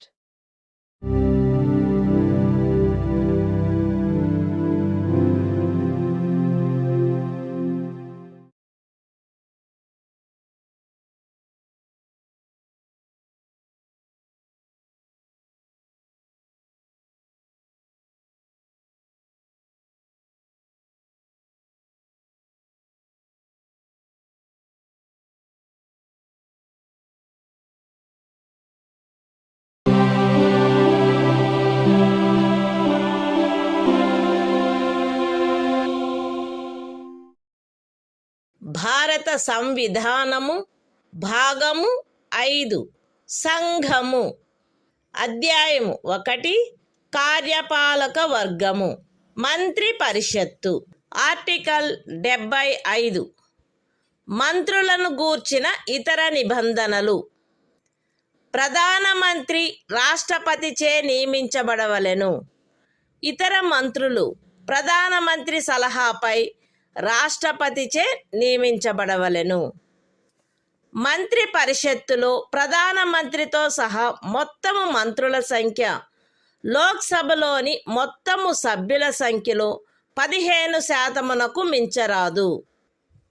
10వ అనుసూచి యొక్క 2వ పేరా క్రింద parliament ఉభయ సదనములలోని ఏదేని రాజకీయ పార్టీకి చెందియుండి ఆ సదనము యొక్క సభ్యునిగా ఉండుటకు నిరర్హుడైన ఒక సభ్యుడు అతని అనర్హత ప్రారంభపు తేదీ నుండి అట్టి సభ్యునిగా అతని పదవీ కాలావధి ముగియునంత వరకు లేదా అతను అట్టి కాలావధి ముగియకముందే పార్లమెంటు ఉభయ సదనములలో ఏ సదనము యొక్క ఏదేని ఎన్నికకు పోటీ చేసి ఎన్నికైనట్లుగా ప్రఖ్యానింపబడు తేదీ వరకు, వీటిలో ఏది ముందుగా వచ్చునో అంతవరకు ఖండము 1 క్రింద మంత్రిగా నియోజితుడగుటకు కూడా నిరర్హుడగును. మంత్రులు రాష్ట్రపతి అభీష్టముండునంత వరకు పదవి యందుందురు. మంత్రి పరిషత్తు లోక్సభకు సమిష్టిగా ఉత్తరదాయి అయి ఉండును. ఒక మంత్రి తన పదవిలో ప్రవేశించుటకు పూర్వము పదవి యొక్క రహస్య గోపనమును గూర్చిన ప్రమాణములను 3వ అనుసూచిలో అందు నిమిత్తమై పొందుపరిచియున్న ప్రరూపములను అనుసరించి రాష్ట్రపతి అతనిచే చేయించవలెను. పార్లమెంటు యొక్క ఏ సదనములో గాని వరుసగా 6 మాసముల కాలావధి వరకు సభ్యుడిగా లేని మంత్రి ఆ కాలావధి ముగియగానే మంత్రి పదవిని కోల్పోవును. మంత్రుల జీతములు భత్యములు పార్లమెంటు ఆయా సమయములందు శాసనము ద్వారా నిర్ధారణ చేయునట్టువై ఉండును. పార్లమెంటు అట్లు నిర్ధారణ చేయ వరకు అవి 2వ అనుసూచిలో నిర్దిష్టపరచబడినట్లు ఉండును. The Constitution of India, Part 5, The Union. Chapter 1. The Executive. Council of Ministers. Article 75. Other provisions as to ministers. 1.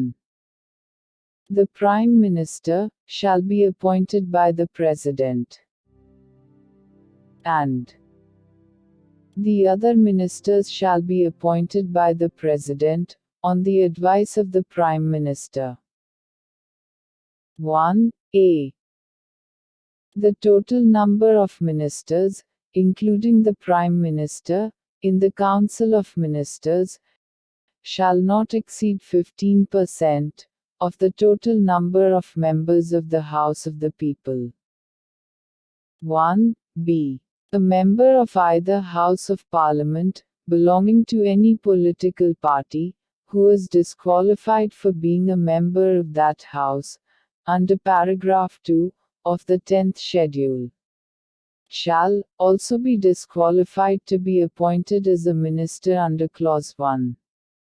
For duration of the period commencing from the date of his disqualification, till the date on which the term of his office as such member would expire, or, where he contests any election to either House of Parliament before the expiry of such period, till the date on which he is declared elected, whichever is earlier.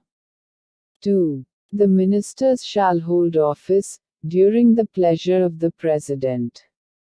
3. The Council of Ministers shall be collectively responsible to the House of the People.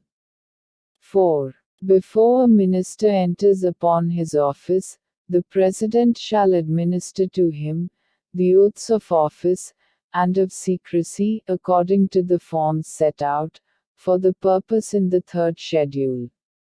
5.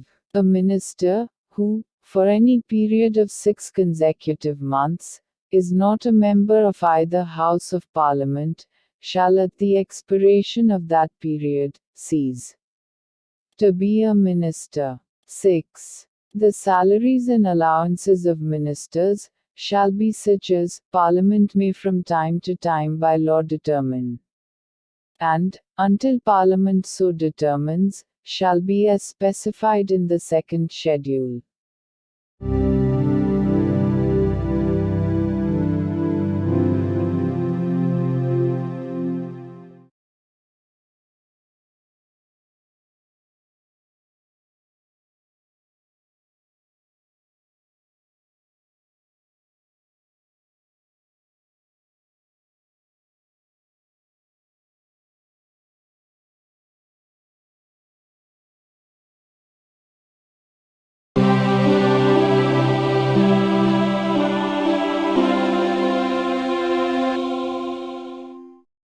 భారత సంవిధానము భాగము 5 సంఘము అధ్యాయము 1 కార్యపాలక వర్గము భారతదేశ attorney general article 76 సర్వోన్నత న్యాయస్థానము యొక్క న్యాయాధీశుడిగా నియమించబడుటకు అర్హుడైన వ్యక్తిని రాష్ట్రపతి భారతదేశపు అటార్నీ జనరలుగా నియమించవలెను. ఆయా సమయములందు శాసనిక విషయములలో రాష్ట్రపతిచే తనకు నిర్దేశించబడు వాటిపై భారత ప్రభుత్వమునకు సలహానిచ్చుటయు, రాష్ట్రపతిచే తనకు అప్పగించబడు శాసనిక స్వభావము గల ఇతర కర్తవ్యములను నిర్వర్తించుటయు ఈ సంవిధానము ద్వారా గాని దాని క్రింద గాని తత్సమయమున అమలులోనున్న ఏదేని ఇతర శాసనము ద్వారా గాని దాని క్రింద గాని తనకు ప్రదత్తము చేయబడిన కృత్యములను నిర్వహించుటయు అటార్నీ జనరల్ యొక్క కర్తవ్యమై ఉండును. అటార్నీ జనరలు తన కర్తవ్యములను నిర్వహించుటలో భారతదేశ రాజ్య క్షేత్రములోని న్యాయస్థానములన్నింటిలో వాదనాధికారమును కలిగియుండును. అటార్నీ జనరలు రాష్ట్రపతి అనుగ్రహముండునంత వరకు పదవియందుండును మరియు రాష్ట్రపతి నిర్ధారణ చేయు ప్రతి మూల్యమును పొందవలెను. The Constitution of India, Part 5, The Union. Chapter 1. The Executive. Article 76. Attorney General for India. 1. The President shall appoint a person who is qualified to be appointed a judge of the Supreme Court to be Attorney General for India. 2. It shall be the duty of the Attorney General to give advice to the Government of India upon such legal matters, and to perform such other duties of a legal character as may from time to time be referred or assigned to him by the President, and to discharge the functions conferred on him by or under this Constitution or any other law for the time being in force. 3. In the performance of his duties, the Attorney General shall have right of audience in all courts in the territory of India. 4. The Attorney General shall hold office during the pleasure of the President, and shall receive such remuneration as the President may determine.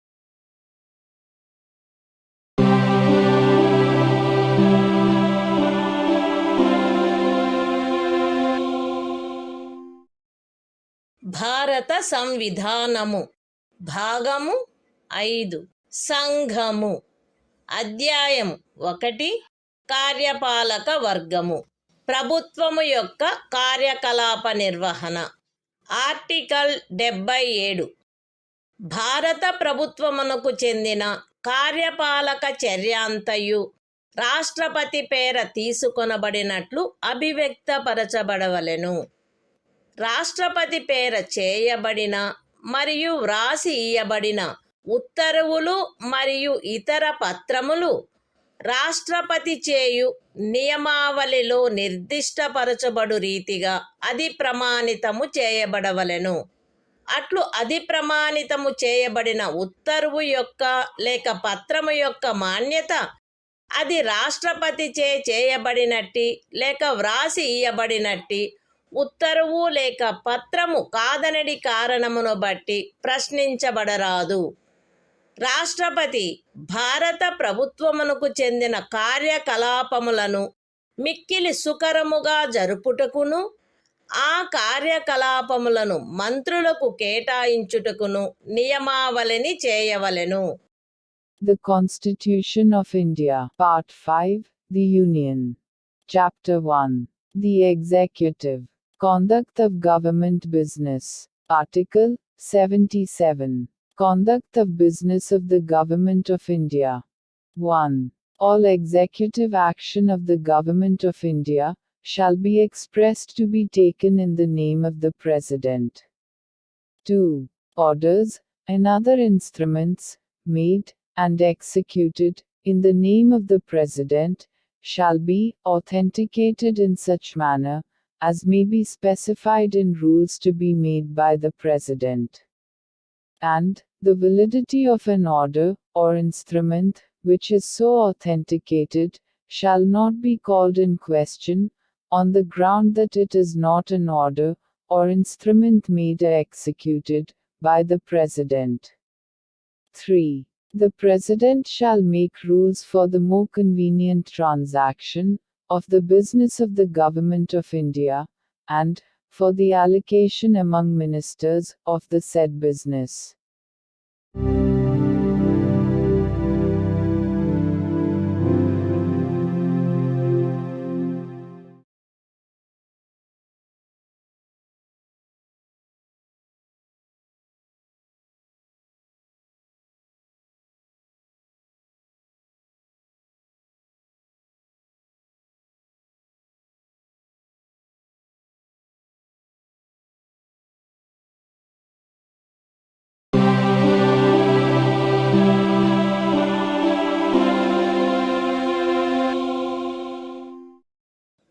భారత సంవిధానము భాగము 5 సంఘము.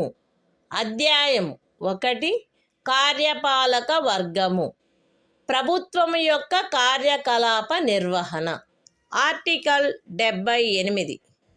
రాష్ట్రపతికి సమాచారమును అందచేయుట మున్నగు విషయములను గురించి ప్రధానమంత్రి కర్తవ్యములు.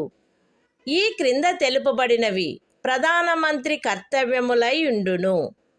సంఘము యొక్క వ్యవహారములలో పరిపాలనకు సంబంధించి మంత్రి పరిషత్తు యొక్క సమస్త నిర్ణయములను మరియు శాసన నిర్మాణమునకై చేయబడిన ప్రతిపాదనలను రాష్ట్రపతికి తెలియచేయుట. సంఘము యొక్క వ్యవహారముల పరిపాలనకును శాసన నిర్మాణమునకై చేయబడిన ప్రతిపాదనలకును సంబంధించిన విషయములలో రాష్ట్రపతి కోరు సమాచారమును అందజేయుట. మరియు ఏ విషయమైనను ఒక మంత్రిచే నిర్ణయించబడి మంత్రి పరిషత్తుచే పర్యాలోచించబడి ఉండని ఎడల ఆ విషయమును మంత్రి పరిషత్తు యొక్క పర్యాలోచనకు సమర్పించవలసినదిగా రాష్ట్రపతి అపేక్షించినచో దానిని అట్లు సమర్పించుట. The Constitution of India, Part 5, The Union. Chapter 1. The Executive. Conduct of Government Business. Article 78. Duties of Prime Minister, as respects the furnishing of information to the President, etc. It shall be the duty of the Prime Minister to communicate to the President all decisions of the Council of Ministers relating to the administration of the affairs of the Union, and proposals for legislation. B. To furnish such information relating to the administration of the affairs of the Union, and proposals for legislation, as the President may call for. And C. If the President so requires, to submit for the consideration of the Council of Ministers any matter on which a decision has been taken by a minister, but which has not been considered by the Council.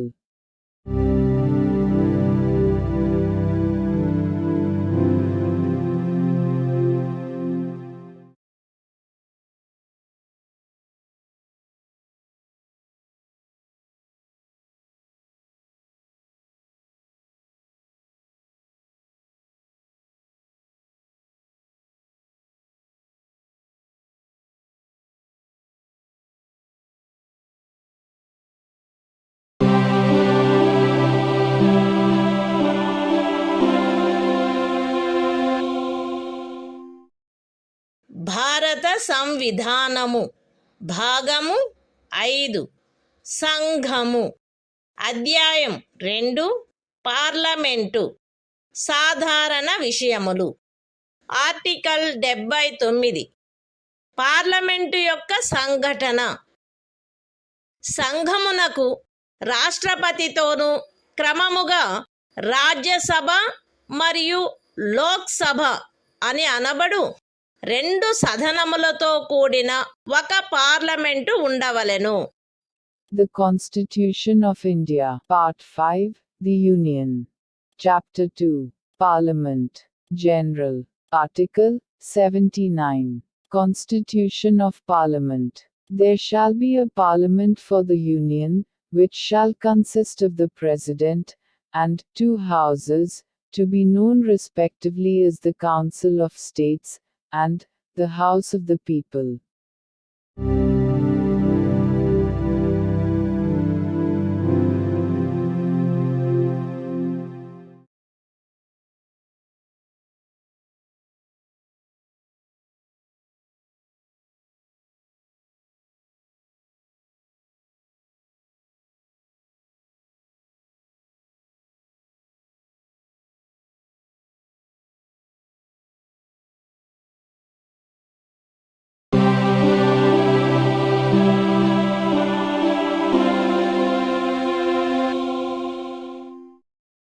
భారత సంవిధానము.